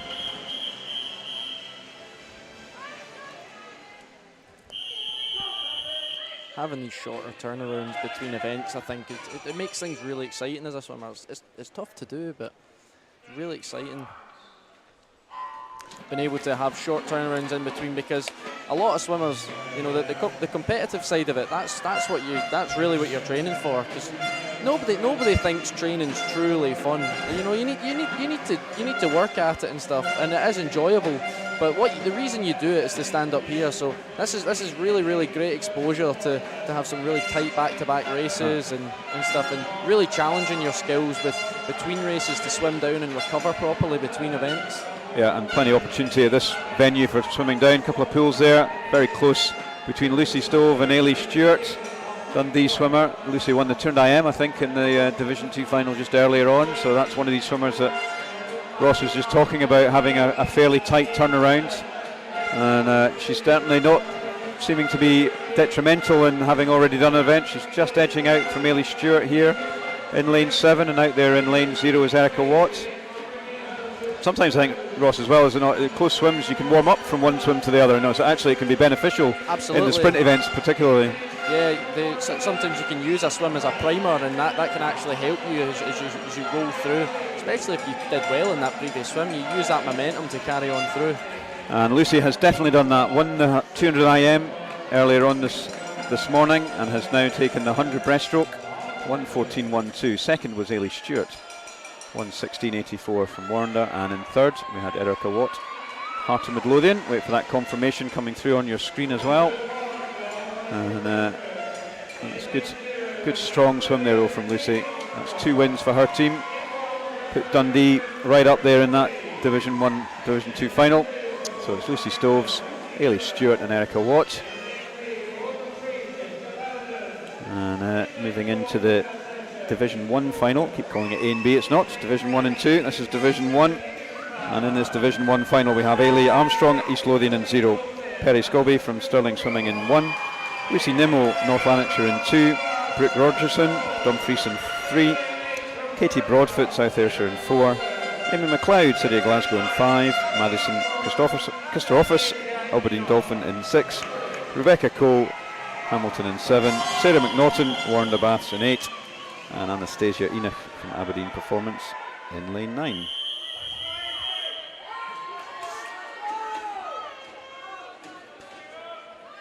Shout out for lane 6, got an 11-year-old swimming in this Division 1 final. Madison Christopheros, see how she gets on, swimming against a lot of these older girls. And it's maybe Ailey Armstrong out there in lane 0. Strong start. Sarah McNaughton in lane 8 as well. So you're saying about different technique in breaststroke, Ross. You know, quite a good examples here of a number of different breaststrokes. Lane 4 compared to lane 5, they're all different, aren't they? And that's one of the reasons I absolutely love breaststroke, is there's no right or wrong way to do it. You know, there's your way, and you need to work it out as you train for it along your own journey and stuff. And no 2 breaststrokes are the same. I mean, I'm sure the same can be said for the other strokes, but there's so many different technical elements, because it is the slowest of all the strokes, and there's the most resistance of all the strokes as well. So it's about limiting that resistance and finding your own way to do it. And you know, you can really see, like with the breaststroke, it's so different across the board. Some people need a high rate, some people need a low rate. Some people have a really wide pool and a narrow kick, or the opposite way around from that as well. Great race here. Very well paced swim in lane 5 from Amy, who has taken that one in a 1:16.17. She really wasn't in the lead probably in that race at all until the last 5 metres. Paced it perfectly. In second, Ailey Armstrong from East Lothian, 1:16.99, and in third ended up, looks like Perry Scobie from Stirling in lane 1. We'll just await final confirmation of that. But yeah, very well paced race there from Amy, bringing in the lead for City of Glasgow. And that is confirmation. Amy McLeod, Ailey Armstrong was second, and Perry Scobie coming in third, just edging out Sarah McNaughton in fourth. So moving into the girls 100 breaststroke Division 2 Open final. Holly Lumsden from Heart of Midlothian in 0, Heather Lees from City of Glasgow in 1, Kirsty Wicklow, Mulgine Bearsden in 2, Grace Prain, Dundee City Aquatics in 3, Amy Watson in Inverclyde in 4, Susan Orr, Ren 96 in 5, Ella Balanovska, West Lothian in 6, Thunrada McGregor, Warnder in 7, Ola Adams, Aberdeen Performance in 8, Ava Kirkham from first in 9. So did your technique change over the years? Absolutely, yeah. I think there was, as you start to train more and become a little bit stronger at it, my technique certainly changed between 2012 and 2014. There was almost chalk and cheese comparing them. I was always a swimmer who liked to be a little bit longer through the stroke and stuff. And I think that only got stronger as I worked on that and found what my strengths were and my weaknesses and pushed that on. And you know, I think one of the big points of breaststroke is actually being able to attack the in sweep and get yourself up quite high in the water. And you can't underestimate how much strength it really takes to do that. And once you can get that down, you can it takes a bit of time, but you can get yourself into a better line when you come up and down into the stroke and falling into that line and the power you can produce there. So I would definitely say my stroke changed over the years, and you should never be closed-minded when someone questions your stroke and questions your technique, because these are the small changes you can make and make a big difference to your stroke or your times. And then, you know, for me it made a difference to my career. Yeah, so marginal gains, isn't it? Is that what Chris Brailford, cycling head of performance, used to call it? We've got lane 8 here. Quite a big margin for Orla in the lead here. We've got Thunrada in our inside and fighting it out with lane 4, Amy Watson from Inverclyde, and it's all, the race is the second, and it is Amy. So Orla, I think, touched that. We'll just wait for confirmation of that. Yeah, Orla gets that 1:11.55. Thunrada McGregor second, 1:13.52, just edging out Amy Watson from Inverclyde by 2/100ths of a second from second to third. As confirmed on the screen there, very close second, third, and Thunrada just edging out, but no doubt Orla Adams taking first place. And we're now moving into the Division 1 final for Open 100 breaststroke. In lane 0 we have Lucia Pivar Segurado from East Lothian, Tara Montgomery, Stirling Swimming in 1, Katie Brennan, North Lanarkshire in 2, Abigail File, Dumfries in 3, Amber Stevenson from South Ayrshire in 4, Ciara Davidson, City of Glasgow in 5, Anna McCulloch, Aberdeen Dolphins in 6, Emma McGavin from Hamilton in 7, Sophie Hull, Warren de Baths in lane 8, and Yvonne Brown, Aberdeen Performance in lane 9.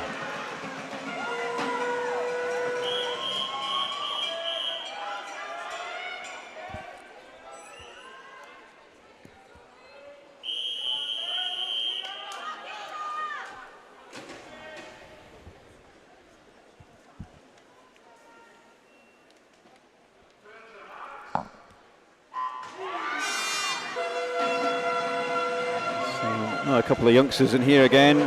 Seems like Hamilton fielding some of the youngsters in the Open. Strong starts from lane 5. That's Ciara Davidson, City of Glasgow, and Sophie Hull, Warren de Baths. Both of these guys taking it out.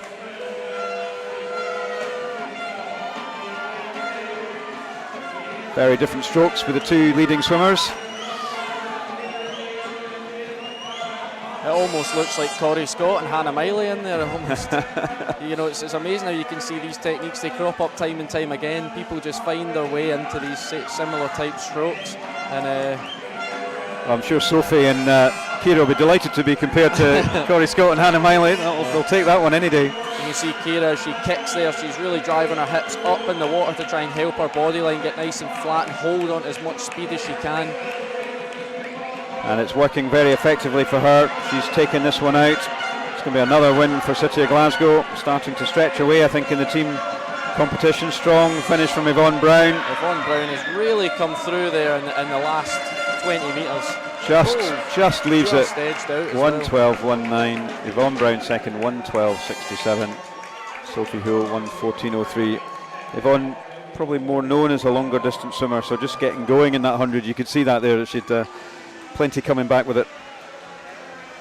Maybe I'll compare her to myself then. A bit of a diesel engine, got a little bit there in the back end. Absolutely.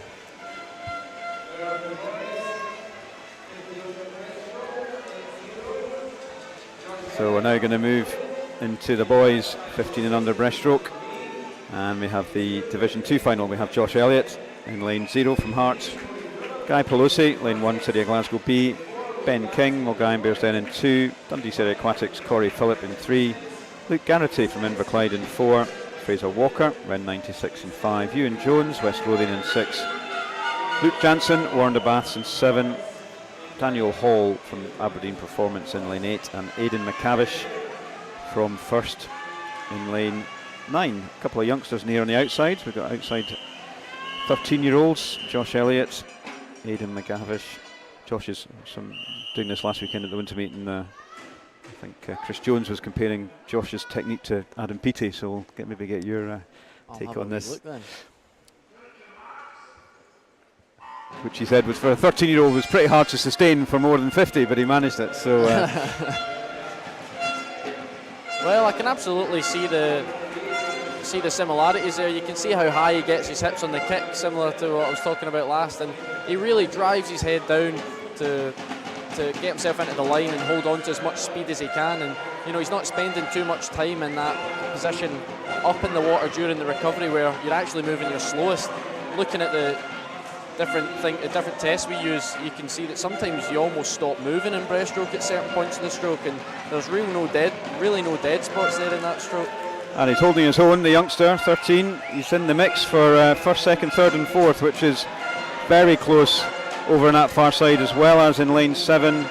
We've got Luke Jansen from Warren the Baths, and it is maybe Josh, the youngster, in lane 0, just edging that turn with 25 to go. Great turn from him on his inside. Guy Pelosi trying to hold with him, and Luke Jansen here in 7 as well, but it's going to be the 13-year-old Josh Elliott who has swum this very, very well. What a fantastically paced race there.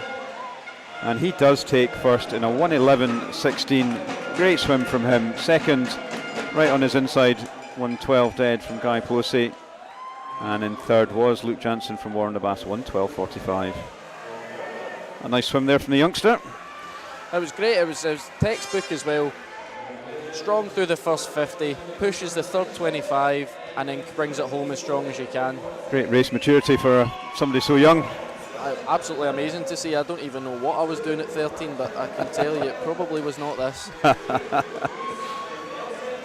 So we're moving into the Division 1 final. In lane 0, Luke Hornsey from East Lothian, Stirling Swimming's Adam Hill in 1, Robbie Carlisle, North Lanarkshire in 2, Finlay Nelson from Dumfries in 3, David Traynor, South Ayrshire in 4, Jake Holmes, City of Glasgow in 5, in 6, Callum Gold, Aberdeen Dolphins, Ewan Wardlaw, Hamilton in 7, Connor Mitchell, lane 8, Warren the Bass, and in lane 9, Jack Mitchell, Aberdeen Performance. So range of 15, a couple of 14s in here as well. Lanes 1, 6 and 8. Fastest qualifier is the 14th. See how these guys match up.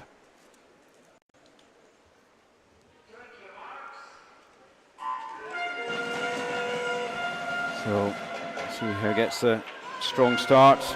Lane 8, lane 3. So that's Finlay Nelson from Dumfries. Also in lane 5 is Jake Holmes from City of Glasgow. And it's Jake who's probably got the better start here. Maybe Connor in lane 8 as well. Very rapid hand movements in lane 5 there. Very rapid hand movements, and you know, it's almost similar to Adam again, where his head doesn't quite go all the way down before it comes back up. He's really turning his stroke rate over quite quick. You can see lane 8, Connor Mitchell, he's really starting to drive through in this third length again. He's really stormed in that third 25. He was going in behind, has come out ahead. Strong swimming there from Connor. And a bit like the previous race, has sort of slowly built up as he's gone through the 25s. Or fast built up rather than slow, I shouldn't. That's a very good swim there from Connor, coming in a 107.52. 109.04 for Jake Holmes in second, and third out there in lane 9, Jack Mitchell from Aberdeen Performance. So a good, well-paced race again in the boys' breaststroke. And that's what you want to see. You want to see people attacking the races in their own way as well. And you know, sometimes the races won't pan out the way you expected them to, and maybe that race tactic didn't quite work for you. And you know, these are the things you need to go in here with an open mind and try and learn each time that you race. And it's great to see all the different tactics and different approaches to it. And it's a great setup as well, this competition. I'm quite enjoying getting to know all the younger swimmers here, because having swam at the top level for quite a while, you kind of lose touch with everything that's happening, you know, at the age group level. So it's nice to get back in touch with this stuff. Yeah, no, I had a similar conversation with Chris Jones from the Edinburgh Uni setup last week when he was doing this on Saturday morning, and he really enjoyed watching swimmers he hadn't. Normally he's just focused on his own guys, and he was able to put his head above up and out and see what was going on with some of the younger swimmers as well as the older ones. And well, I think if you're into swimming and you enjoy it, you enjoy watching it. Absolutely, don't you? So, yeah. I'm sure they'll be delighted you're watching them as well. So we're moving into this boys open 100 breaststroke. Heart of Midlothian's Angus Young in 0, Yusuf Betu, City of Glasgow B in 1, Callum Ferretti, Mulgine Bears in 2, Jack Milne, Dundee City Aquatics in 3, Thomas Cannon, Inverclyde in 4, Aaron Dolan, Ren 96 in 5, Callan Weir, West Lothian in 6, Emil Moraski, Warren de Baths in 7, John Taylor, Aberdeen Performance in 8, and Jake Kirkham first in lane 9. Strong start there in lane 7. And also out there in lane 1, so that's Yusuf Betu and Emil Moraski, and it says Yusuf, as well as in lane 4, that's Thomas Cannon. So there's Yusuf, one of these guys in their 20s. Emil, 17-year-old Emil, but he's holding his own. But it's definitely Yusuf out there in lane 1. Lane 4, Thomas Cannon and Emil, maybe just fighting it out for seconds.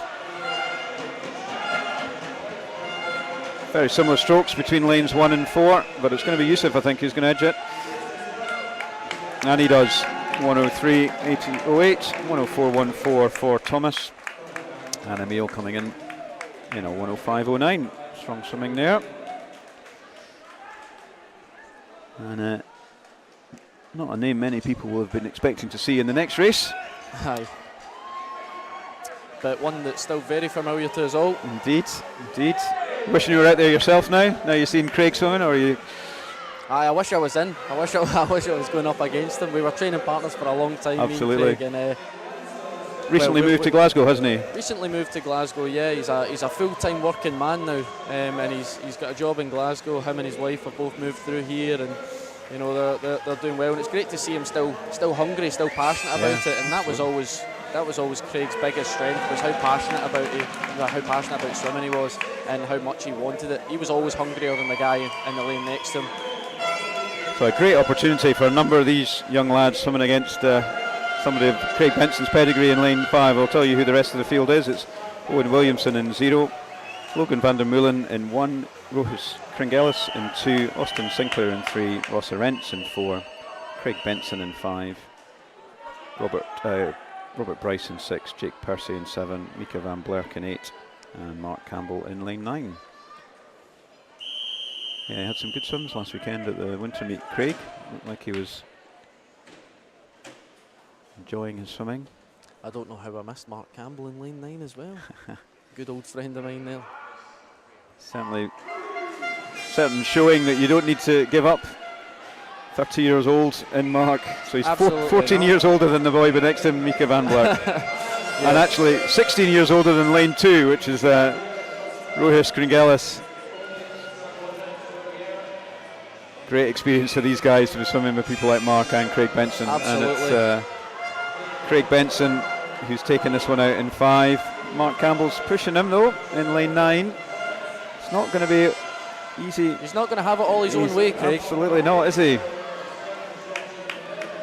Only 2/10 separating them at the 50 turn.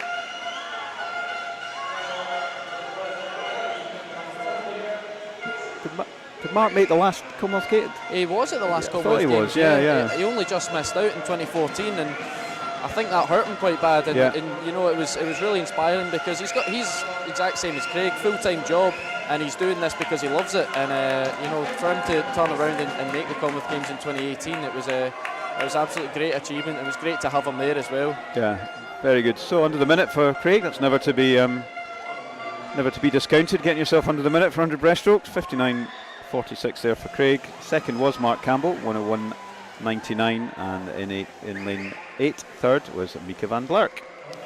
So that's the individual races over for the morning. We now have a series of relays here. We're going through the medley relays, both girls 15 and under and open, and boys 15 and under and open, Division 1 and Division 2.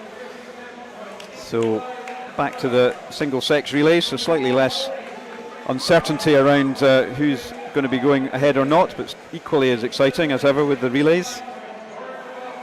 And on this 15 under team, just to remind you of the teams, getting to know these off by heart I'm sure, but in this Division 2 final in lane 0 we have Heart of Midlothian, Isla Grant, Erica Watt, Orla McInnes, Lucy Atherton, Melissa Menny, Caris Mooney, Louise Connell, Talia Blackley, City of Glasgow 2 in 1, Abigail Hill, Ailey MacArthur, Ailey McNair, Grace Noonan in lane 2, Anna Easton, Lucy Stove, Chloe McLean and Isla Gilmurray in lane 3, Dundee City Aquatics in lane 4, Mirren McConnell, Charlotte Jones, Honor McGeechan,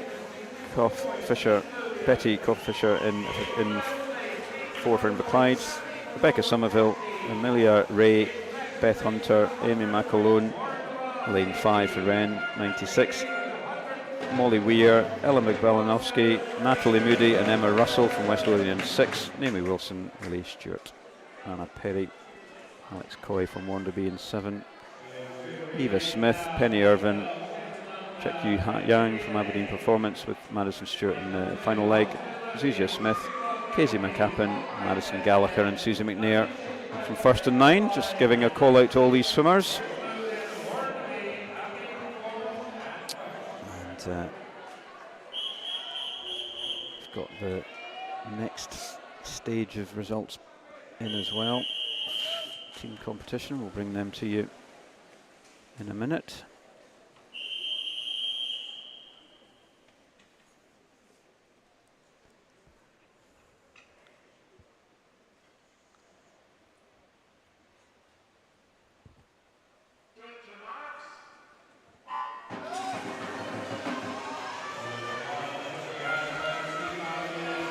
Good underwater there in lane 3.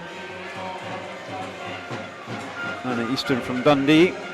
So I'll quickly run through the Division 2 scores. We've got Wren 96 and 10th on 39, Mulgai, Burden 9th and 48, Dundee 55 in 8th, first equal 6th with Inverclyde in 6th, Hearts equal 4th with Swim West Lothian on 60, Warrender 3rd on 75, Aberdeen Performance 1 point ahead of them in 2nd, and Glasgow B just 6 points ahead of them in 1st, so very close on the team champs. And it's also very close in the pool in lanes 3 and lane 7. Lucy Stove's back in for Dundee City Aquatics, 3rd race this session. Been a busy girl, doesn't look like it's affecting her in any way though. Not at all. So Heart of Midlothian just behind Dundee City Aquatics and Warrender as they come into this freestyle leg. It's all to play for here between Warrender and City of Dundee, Isla Gilmurray up against Alex Coy on this fly leg, sorry, and it is Isla.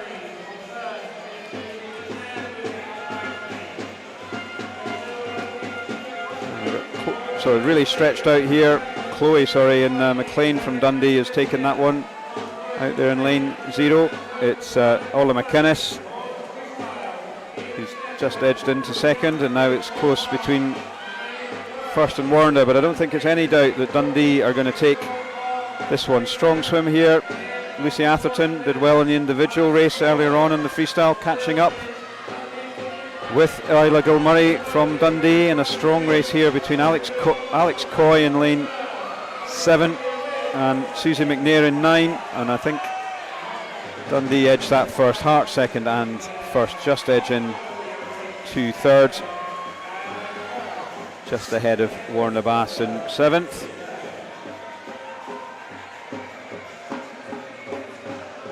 Oh, unfortunately though, the screen has gone again in the pool. Let's hope that that's, whilst we're waiting for the screen to clear. After 113, event 113 in Division 1, we have in 10th Dumfries on 30, Hamilton Baths 9th on 34, in 8th North Lanarkshire on 39, Aberdeen Dolphin 7th on 45, South Ayrshire 6th 54, Stirling Swim just 2 points ahead of them in 5th on 56, East Lothian in 4th on 64, Aberdeen Performance on 81 in 3rd. We have Warrender in 2nd and 100, and as with the Division 2, we've got Glasgow in the lead, 7 points ahead on 107. So it's still all to play for on the team competition, I think there, Ross. Yes, certainly. I mean, just from my experiences from the ISL to try and compare to here is, you know, there'll be big point swings at certain points during the matches, as each team has, you know, so each team will have different strengths within all of its swimmers, and you know there can be point swings the entire way, and you know it's so tight there between the top 2, top 3 there. So yeah, I think we could probably expect that the top 3 are probably going to be set now at this point, but you know, you never know. No, yeah, I mean, our 3rd Aberdeen Performance Division 1, there's nearly a 20-point gap. In Division 2 between 3rd and 4th. In Division 2 there's 10, so I'll see where we get to. Much closer in Division 2.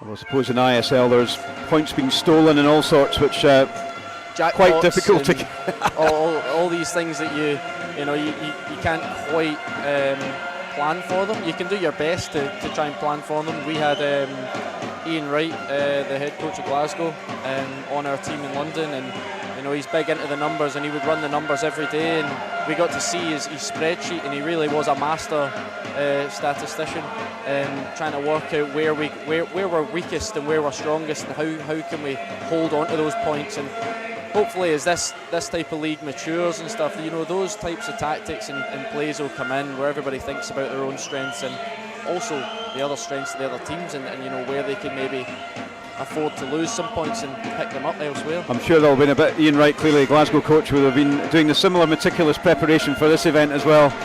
If I know Ian half as well as I do, he will have done the exact same thing for this, because he absolutely loves swimming, and that's one of the real strengths of us on London Roar this year was having him on board. So it is Warrender against Glasgow. Katie Rose going in for the Warrender A team on the fly. The Glasgow swimmer is Coco Croxford. And it is Glasgow and Warrender again between each other.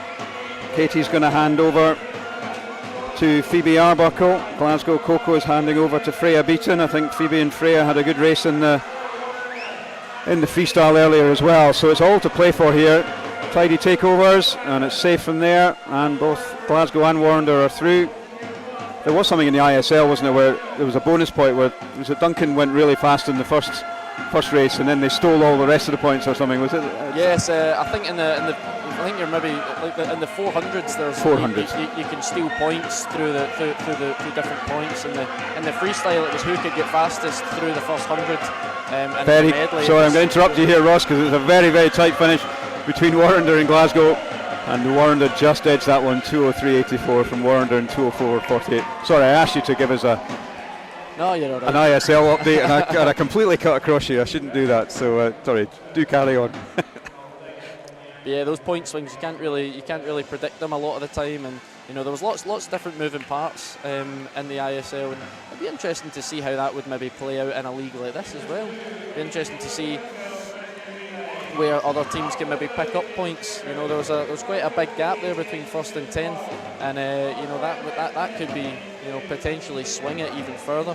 I'm sure the organisers would be quaking in their boots at thinking they're going to have to run out all the points and work it all through, but you never know. They are running this event next year. This is a kind of inaugural event of this type as a league, where they've had heats and then into the finals. Normally it's been based on snags and the top 10 teams, then do the team champ. This is and I think they are thinking of doing the league next year, so you never know, Ross. They could add in some bonus points and stuff there as well. Certainly spice it up, make our life a wee bit trickier. Absolutely, especially if the board keeps working.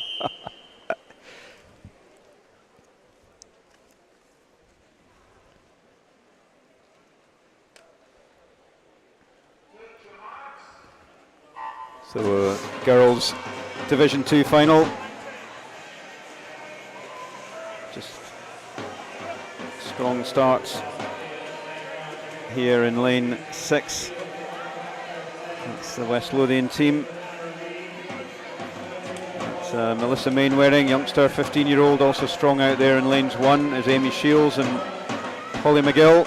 Strong backstroker out there in lane 0 from Hart, and it's actually Amy Shields who's going to edge it from Holly and Melissa. Pretty close though. And into Hearts now we've got Holly Lumsden. Next to her from Glasgow is Heather Lees. And a nice strong breaststroke leg here already from Orla Adams. She won the individual 100 breaststroke not long ago. Pushing beside her, Clanrada McGregor from Warren de Baths, but it's a little race here for third and a strong race over there for one between Hearts and City of Glasgow. And Orla has come in from fourth into first on that leg for Aberdeen Performance. 4 swimmers pretty much in at the same time there. It could go anywhere here. So, Ivana Janssen for Warrender up against Marie Wood. Tori Horn from Glasgow in 1 and Alice Mackey. And it is Glasgow's maybe just edged ahead here. And she's going to hand over to Hannah Edmiston.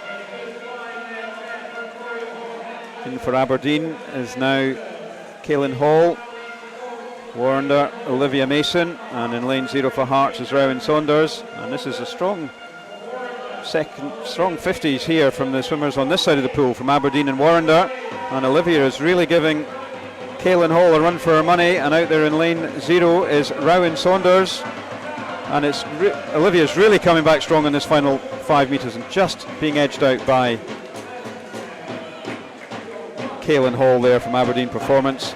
Third place, Hannah Edmondson just edging ahead of Hearts. Screen again gone blank here. Let's hope that's for a time clarification.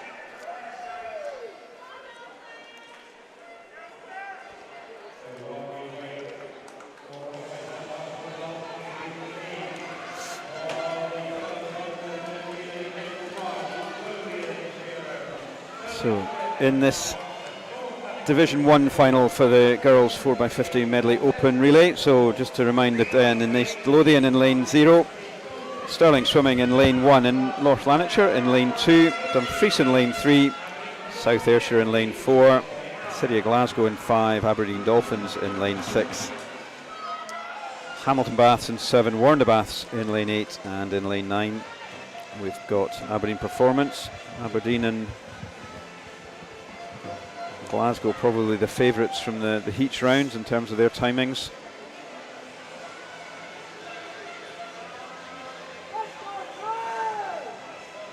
See how it plays out in this league final.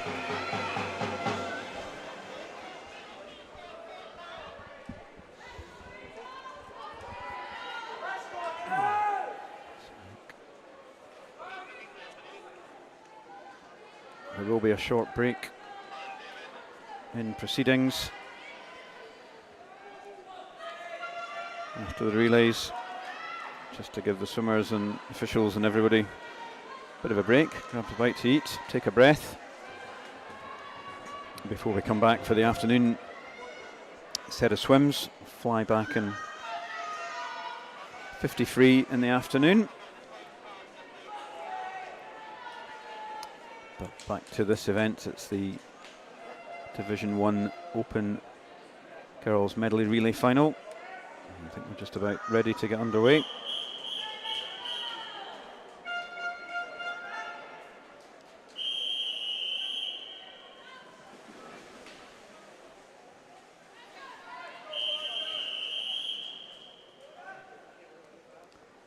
So, backstroke first.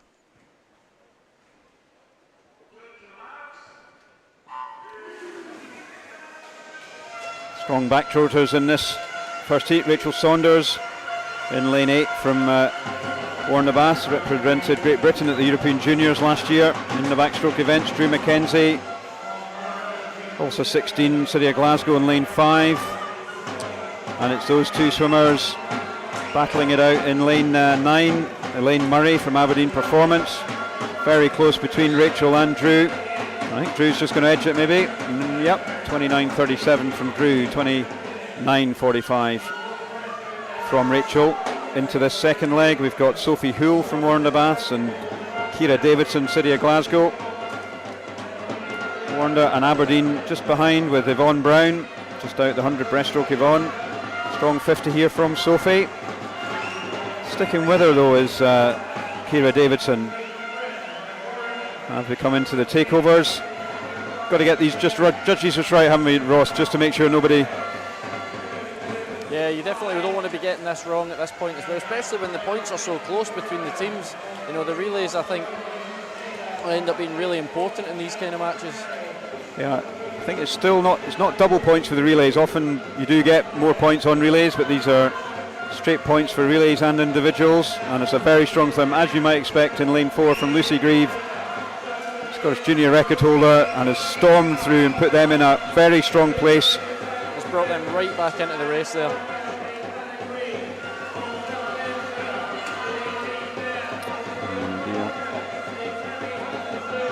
And it's very close. Warrender, Natalie Jones here. Swimmers just getting out of the way. Warrender going to hold on. We've got Gaia Alcaraz in lane 9. Coming strongly back on the Warrender swimmer, but I think it's going to be Anna Green takes it. Second was Guy Alcaraz, and third South Ayrshire just edging out City of Glasgow. Wait for confirmation of that race. And there we have it, Warrenday just edging ahead of Aberdeen Performance, although the screen has gone blank. So we're going to have to wait and see. And whether that's going to impact on the final result or not.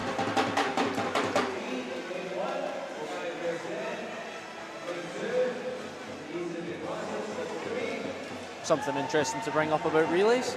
On your takeover, the leeway you can have on the start is -0.03. Okay. So you can actually leave the block before the other swimmer touches and still be legal as a changeover. So a lot of these, like a lot of kids think that you can't actually leave slightly early, and it's really hard to judge that. But you can push that pretty close, and you've seen from the Olympics this year. I think I was chatting to a couple of the Australian guys, and one of those boys was 0.00 in the Olympic final, and you think that's when you're really putting it on the line there. So will that system be in place here? I would think so. I think that would be the rules everywhere. Yeah. Very good. Didn't know that. Fun fact of the day. There you go. We're now moving on to the boys, 15 and under, 4x50 medley. kind of got to know what you're doing if you're going to cut it to .03 though, haven't you? I think so. You need to be pretty confident that your footing on the block's going to be right, and you can really attack the movement across the top of the block. Yeah, I'm not sure if we get it on the screen enough, but you were talking earlier on the guys standing at the back of the blocks with their feet behind the ledge when it comes to these takeovers. I'm not sure we'll get that on the screen. That's a relatively new thing. Yeah, it's relatively new. I think it's come across from the States, from the NC2As, and there's a lot of experimentation there with takeovers, because there's plenty of relays and plenty of opportunity to race. So certainly from my experience, I've really benefited from doing that. And it's great to see a lot of these young kids experimenting with the way they're doing takeovers and not just going for the standard 2-footer. That's exactly what we want to see. People who want to get better and want to understand different ways of doing that. Close here between City of Glasgow in lane 1, Warrender in lane 7, and in lane 3 we've got strong swim there from Corey Phillip, who's coming in, and he's really closed up on the Warrender and City of Glasgow guys, and it is still City of Glasgow guy, Pelosi just handing over, and I think we've got Evan Davidson doing the fly leg in Dundee City Aquatic, already had a strong swim in the IM, and he's really coming back on the City of Glasgow swimmer here, and he's got Dundee straight into what looks like a lead as they come into the freestyle leg, handing over to Kane Buchanan, Glasgow handing over to Marcus Blake, and West Lothian just edging in third, Callum Sinclair to Ewan Jones. Good takeover there from Warrender, Mano Drysdale, Chris Mather, sorry. But it looks like it's going to be Dundee who've really come through on this latter half of this medley relay, and it's going to be Kane Buchanan taking first, City of Glasgow taking second, Marcus Blakely, and it's very close here between West Lothian and Warrender Baths, and the Warrender swimmer edges out by 3/100ths of a second. So you mentioned NC2A there, Ross. Do you want to, for those who may not be familiar with it, what's the setup with NC2A? Well, the NC2As is the collegiate system that works in America, and basically just all these colleges, they're part of different conferences, and the aim is to qualify for the NC2As. That's a lot of people. That's for them. That's bigger than the Olympics over there. That's really how big it is.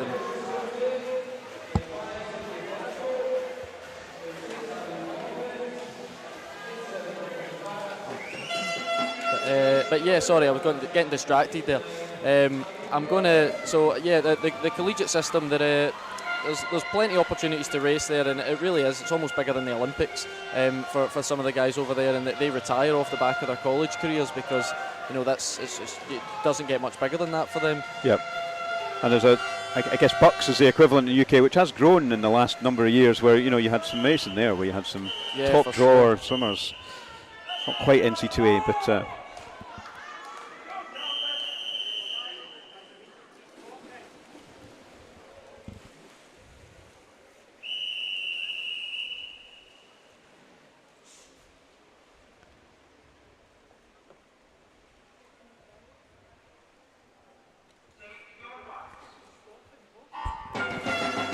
So we're now on to the Division 1 under boys 15 and under. We have East Lothian in 0, Stirling swimming in 1, North Lan in 2. I won't run through these actually, we'll just go through the swimmers. Callum Beeble. So strong squad here, East Lothian in lane 0. It's a group of young boys in that part of the world. This one is Callum Peebles on the backstroke. He's going to hand over to Luke Hornsey.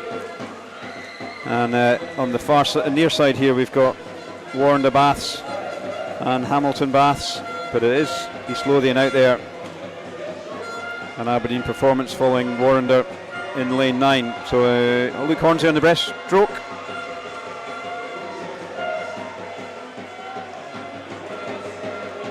But it's a pretty strong lead there from East Lothian. Out there in lane 0. Yeah, they've got about a body length on the rest of the field there. Absolutely. Stefan Kravich coming in on the fly, up against James Burnett from Warrender and Kieran Lennox in lane 9. And you'd expect Stefan to push away. He's handing over to Zach Slater, the youngest of the group. Still pretty fast though on the 53, so I think you can safely say East Lothian have got this one. Oh, swimmers getting in the way. Very close here between Warrender and Aberdeen. Good takeovers from both. So we got Ben Kelly, won the 100 free earlier on up against Leighton Burr. I expect Ben to power away, but I don't think he's going to get back on lane 0 East Lothian, who have really taken this race by the scruff of the neck, and it's Zach Slater coming in 1:48.56, Ben Kelly second, 1:47.16, and Aberdeen Performance coming in third, 1:53.82. Pretty impressive swim there, East Lothian. And they take that one quite clearly. So moving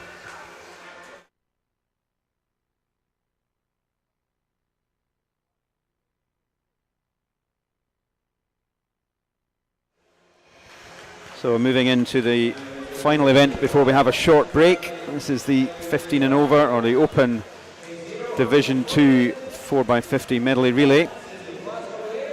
And Hartson 0. There's a result up on the screen there from the previous race. So that is East Lothian coming in first, Warrender second, and Aberdeen Performance in third. So East Lothian just getting a bit in the mix there in terms of the points totals. That'll help them cement fourth, if not push up into third. And two more races before we have a short break. Let everyone get a bit of fresh air. But it's been a good morning setting of swimming. Some really exciting races, Ross. Really close races. Really interesting techniques that people are doing, and it's just great to see everybody back racing, to be honest, isn't it? It's just great to have everybody in Tollcross. Totally. It's been a very difficult 2 years for everybody, swimming as much as anyone else. Lots of indoor facilities not open for long periods of time. These swimmers making the most of being back in this, and let's see where we get to on this Division 2 final. Strong start here in lane 8. Matthew Brown from Aberdeen on his inside. Alex Thompson, Warrender, out there in lane 1. Lewis Lawyer. Paralympian Lewis swam at Tokyo earlier in the year, and he's had a very strong start. Second then coming in, John Taylor from Aberdeen Performance. And in lane 3, it's Callum Ferretti it's Jack Milne from Dundee City Aquatics. Strong breaststroke leg here. In lane 7, Emil Maraski, Warrender. He's edging ahead of the others, but he's got a lot to do on Yusuf Betu, who was second, I think third in the individual 100 breaststroke just earlier. He's handed over to Mark Elric. Strong 100 flyer. In lane 7, it's got Brodie Gordon-Gibson from Warrender Bath's B team. Very close though between a number of teams here in third place. Mark certainly making the use of the underwaters there. Head down off the dive as well into the turn. It was a pretty brave swim there from him. Yeah, strong Glasgow team here, and there's no doubt they're going to take this, I think. Warrender have had a good strong swim in second as well, followed by Aberdeen Performance, but no doubt about who's going to take this. A number of swimmers having to wait, not want to get run down by Michael Flynn, but he takes that in a 1:45.16. These swimmers just need to wait where they are. Second is Warrender Baths, and in third place it is Aberdeen Performance. Lewis Birrell coming in, Matthew Brown coming in there, so we'll just have to let that race result confirm. Looks like in the building anyway, the Glasgow squads team hasn't come up on the screen, so we'll just have to, I suspect the swimmers are a bit rusty, the equipment's a wee bit rusty as well by the looks of things. There's a few, not surprising, if it doesn't get used on a regular basis, it can get... The ref's going to be putting in for a wee bit extra time here, I think, for our lunch. true swimmer, thinking about his stomach virtually before anything else. Even if you're not swimming.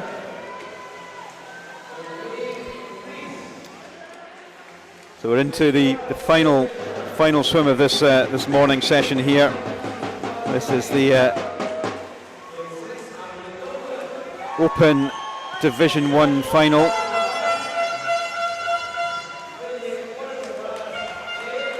East Lothian, Stirling Swimming 1, North Lanark 2, Dumfries 3, South Ayrshire 4, City of Glasgow 5, Aberdeen Dolphins 6, Hamilton 7, Warrender 8, and Aberdeen Performance 9. And this Glasgow team is a very strong swim team. You've got Mark Ford, Scottish age group record holder on backstroke, Craig Benson, speaks for himself on the breaststroke, Gregor Swinney, fastest 100 flyer in Scotland this year, Duncan Scott aside, and Rory McKinnon, fastest 17-year-old freestyler in the country. So I would expect them to be pretty strong in this heat. Aberdeen Performance are closest to them on entry, and Aberdeen Dolphins as well. Got a very strong team, so let's see how this one pans out. Final swim before the break. Let's end on a good one.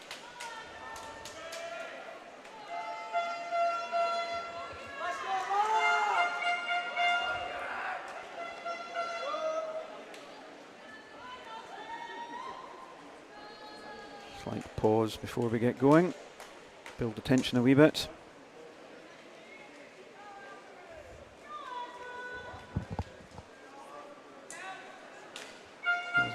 There's a slight issue with one of the blocks earlier in the session.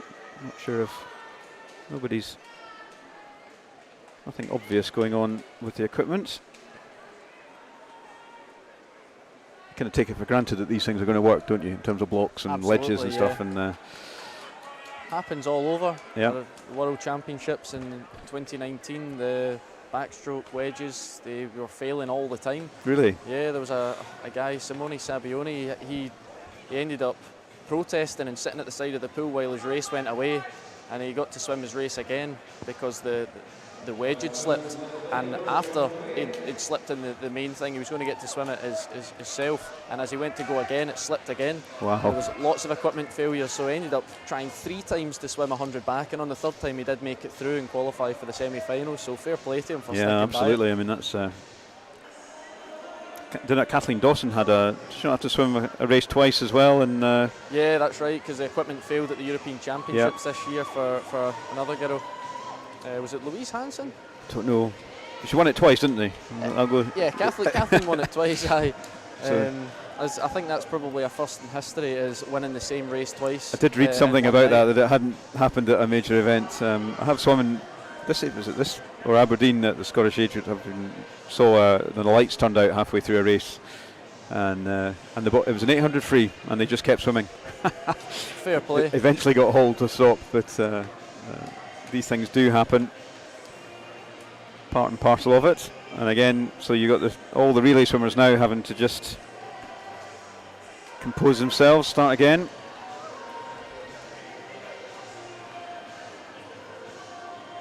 And you can see on the screen there a little conflab. I wonder what you call a collection of officials. I'll just call them a conflab. That was the block, I think, earlier on that one of the staff had to come and tighten up. We had not quite the same last week at the Warrender at the Royal Commonwealth Pool at the winter meet. Couple of lanes came out a couple of times. Pool staff very quickly got them fixed. Here's lane 4, South Ayrshire.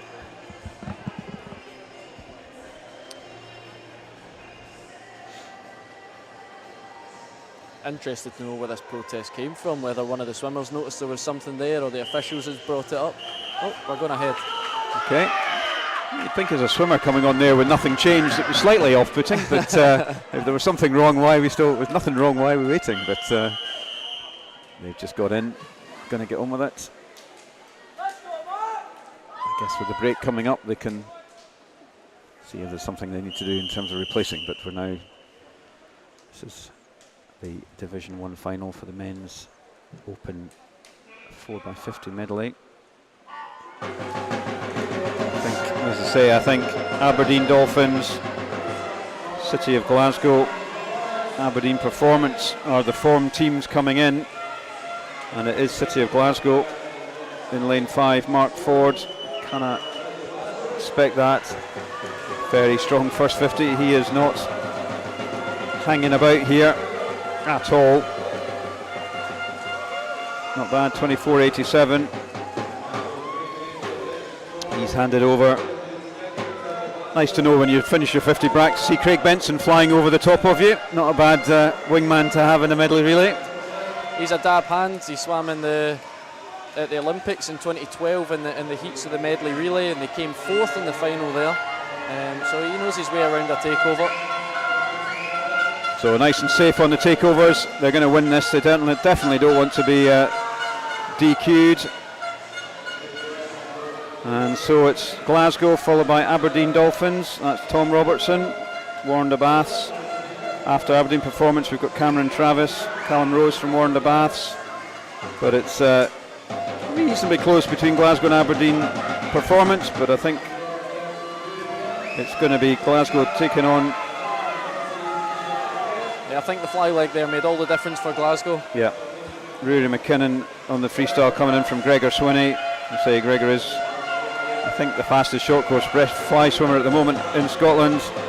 And he handed over to Rory, who has brought this home very nicely from Fraser Agnew, Aberdeen Performance, and it looks like Aberdeen Dolphins, Finlay Club in 3rd, very close here for 4th, first swimmer. So South Ayrshaw's Lewis Hammond coming back strongly on Warrender, but it's going to be Warrender in 4th place. I think we'll just wait for the scoreboard in the pool, has not registered Glasgow finishing. I think that's nothing more than a issue with the time pads, but we'll wait to get that confirmed.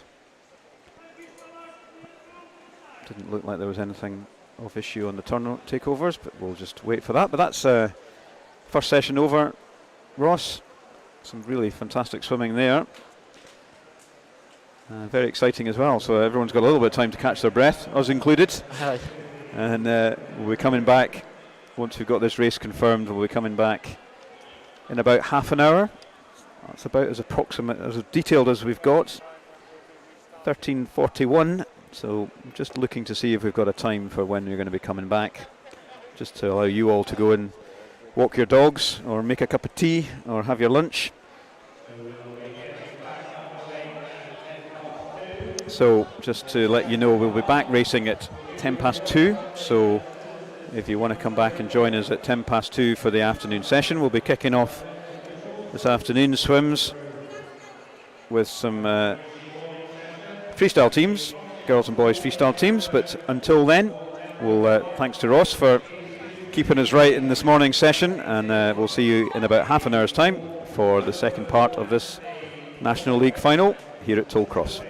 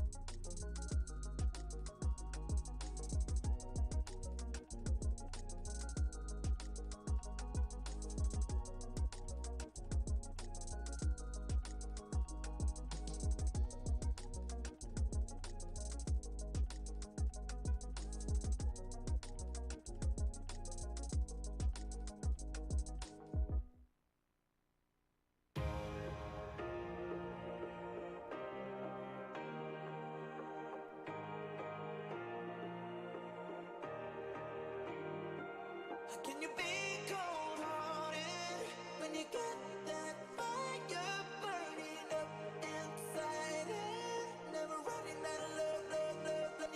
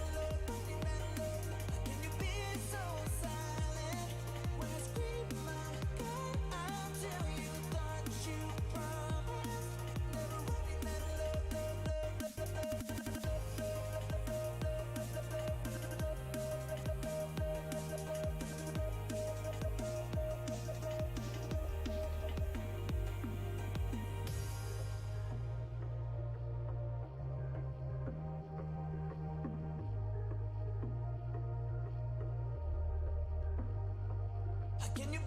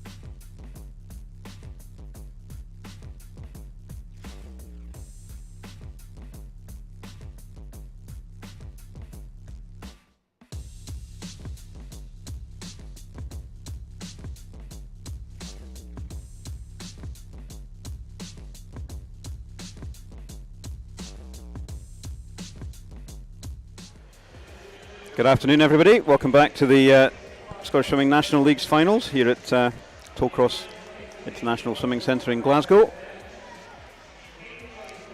Really fantastic sets of swims this morning across the relays and individuals.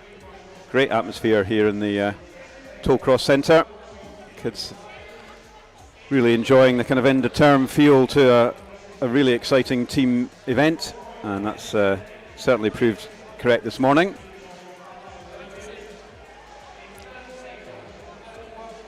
And as you can see, just everyone gathering themselves to get ready for this first event, which is going to be the girls 15 and under 4x50 freestyle relay. You've replenished now, Ross. Are we all ready to go, do you think? Replenished, had my sandwich, not hangry anymore, you know, all that good stuff. Excellent, I'm glad to hear it, me too. Wasn't very long for a break, was it, really? Yeah, it was pretty quick, enough time to get a roll and get a cup of tea. Excellent. Replenished and ready to go. And swimmers as well, hopefully, already had their lunches, so I'm sure they'll be eating. What's your eating regime through a day of or a session of competition? Do you have a kind of routine if you're going to swim morning heats, evening finals? What's your eating regime for that kind of day? For something like that, I think I try and have a meal about 3 hours out from whenever I would race.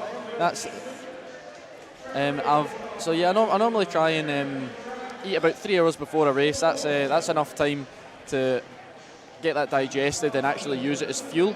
Anything after that time is generally just to satisfy hunger cravings, to be honest.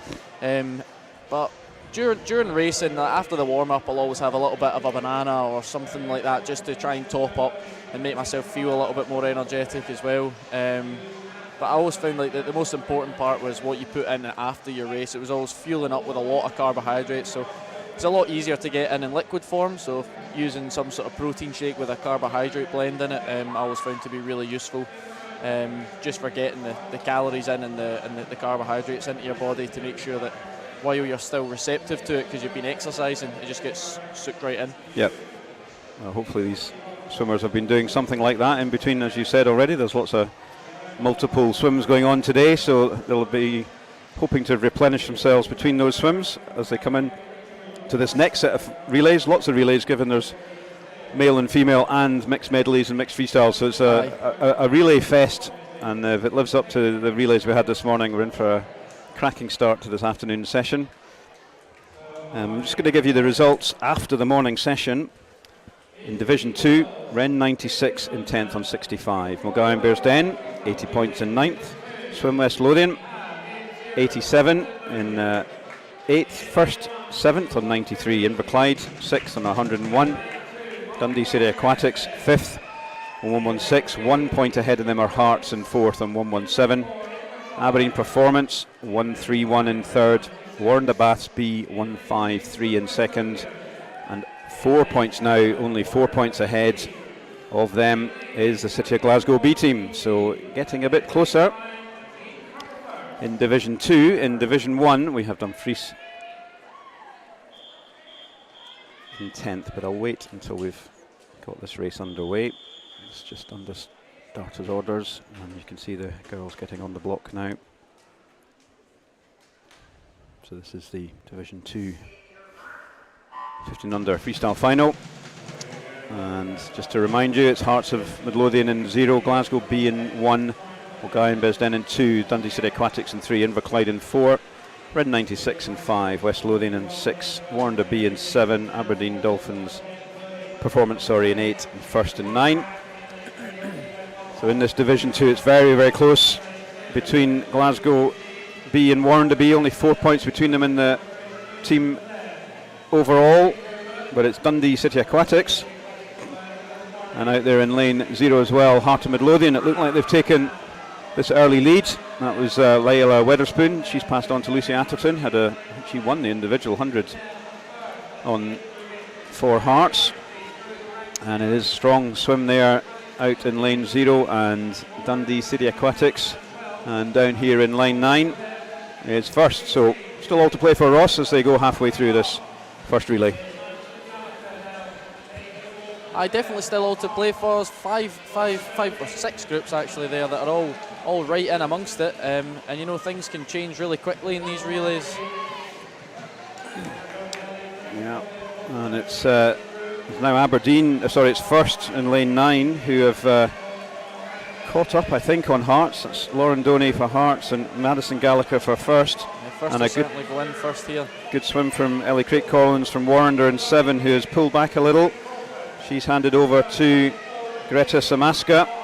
Zoe Crawford last for first in 9, and out there in lane 0 it's Orla McInnes from Hearts.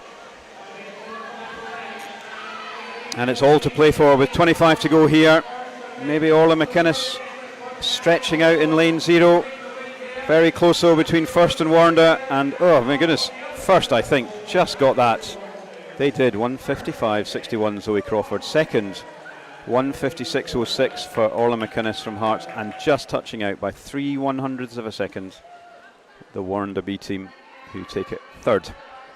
That was pretty good start to the swimming this afternoon. Pretty much exactly the same as the way the first session started, just everybody coming out right for it. Absolutely, so we're now on to the Division 1 final. And whilst we're waiting for this, I'll give you the Division 1 scores after the morning. Dumfries, as I said before, in 10th in 52 points. Hamilton Baths 9th in 60. North Lanarkshire 8th on 76. Aberdeen Dolphins 7th on 88. South Ayrshire 6th on 92. Equal 5th on 92 with Stirling Swimming. East Lothian in 4th on 115. Aberdeen Performance 3rd on 148. Warrender A 2nd on 180, but stretching away on that Division 1 is City of Glasgow. Very strong senior swimming going on in the open races there, and Glasgow stretching ahead by 15 points, but still all to play for. Is this Division 1 under 15 girls race as they set off. We've got strong starts across the field. Warrender Katie Rose in lane 8, and inside her Tina Greenshields. We've got lane 5, strong start City of Glasgow, and also East Lothian out there in 0. It's maybe lane City of Glasgow's Heidi Wren, and very close between 5, 6, 7 and 8, and really still all to play for. And it was Glasgow 28-28 there. Good strong start from them. So City of Glasgow second swimmer Freya Beaton, Mai Rogers Warrender, Aberdeen Dolphin swimmer Jessica Beaton. So, still 4 teams in this, I think, Ross. There's certainly 4 teams in this. Glasgow seem to have the advantage right now. And again, this is like, as Duncan would say, this is the engine room we're currently in at the moment. Like the middle 2 legs of a relay, they're really, really important. This is about trying to gain position, making sure that your anchor's set up properly to try and have the best opportunity to have the least amount of waves and get a really good swim here. You can see Glasgow's done exactly that. They've pushed through on this third length again, giving themselves a little bit of an advantage for their anchor leg. And it's still Glasgow. Coco Croxford passing on to Amy McLeod. Aberdeen Dolphins, Jessica Smith passing on to Olivia King, and Phoebe Arbuckle passing on to Kiana Kurtzer for Warrender. Great takeover there in lane 6. That got them right back in the race. And it's really close here. We've got City of Glasgow's Amy McLeod. Strong turn there from Kiana Kurtzer, and in lane 6, Olivia King after that great takeover, and coming very fast in lane 4, Ailey Robertson from South Ayrshire. Glasgow just edged it. That was a cracking. Now in the pool we have a blank screen, as I've said many times today. That could be not great news, and we're going to have to wait to see how that confirms out. But on the evidence there, that was a really strong swim from Glasgow. Ailey Robertson coming in strong from South Ayrshire in the last leg, and we'll wait to see how that pans out. So we've now the women lining up for the open 4x50 freestyle relay. Heart of Midlothian in 0, Glasgow B in 1, Mulgine Bearsden in 2, Dundee City Aquatics in 3, 4 is Inverclyde Red 96 in 5, West Lothian in 6, Warrender B team in 7, Aberdeen Performance D team in 8, and first in lane 9. Still waiting confirmation of that last heat. And given how tight it is at the top in these competitions, a DQ could prove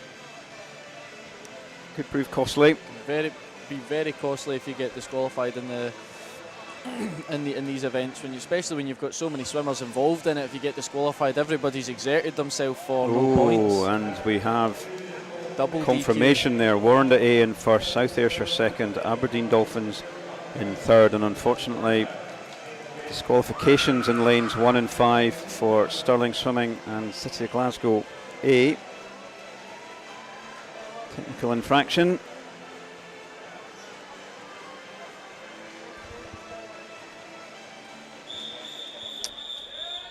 So that will have an impact. I'd like to see how that unfolds, but we're into the Division 2 final. Girls 4x50 open relay. And nice start in lane 2, City of Glasgow, strong off the wall. Likewise, lane 7, Millie Milne from Warrender, Yori Horn from Glasgow, and in her inside, Kirsten McNair from Mulgine-Bearsden. And also West Lothian, Ella Balanovska going strongly, but it may be just lane 7, Millie Milne from Warrender. She's handing over to Ivana Jansen. And Ella Balanovska's handing over to Emma Freeborn in the lane next to her. Over in lane 1, it's now Amy Shields. And it is now Glasgow, Warrender, Aberdeen performance. And it's a strong leg here, second leg here from Amy Shields from City of Glasgow. And it looks like she's very close across all three of these. Not going to call this one. Good takeover there. You could see in lane 8, she got a couple of meters there on that, just on that takeover. Yeah, you time those right, you can catch up quite a bit of space, especially if the person beside you has been a little bit late taking over. You really can catch up almost like probably half a second, 3/4 of a second. You can catch up over the takeover sometimes. Certainly what happened there with Elaine Murray from Aberdeen, with Sienna Perry from Aberdeen Performance, but Fenrada's come back strongly, and it's almost together.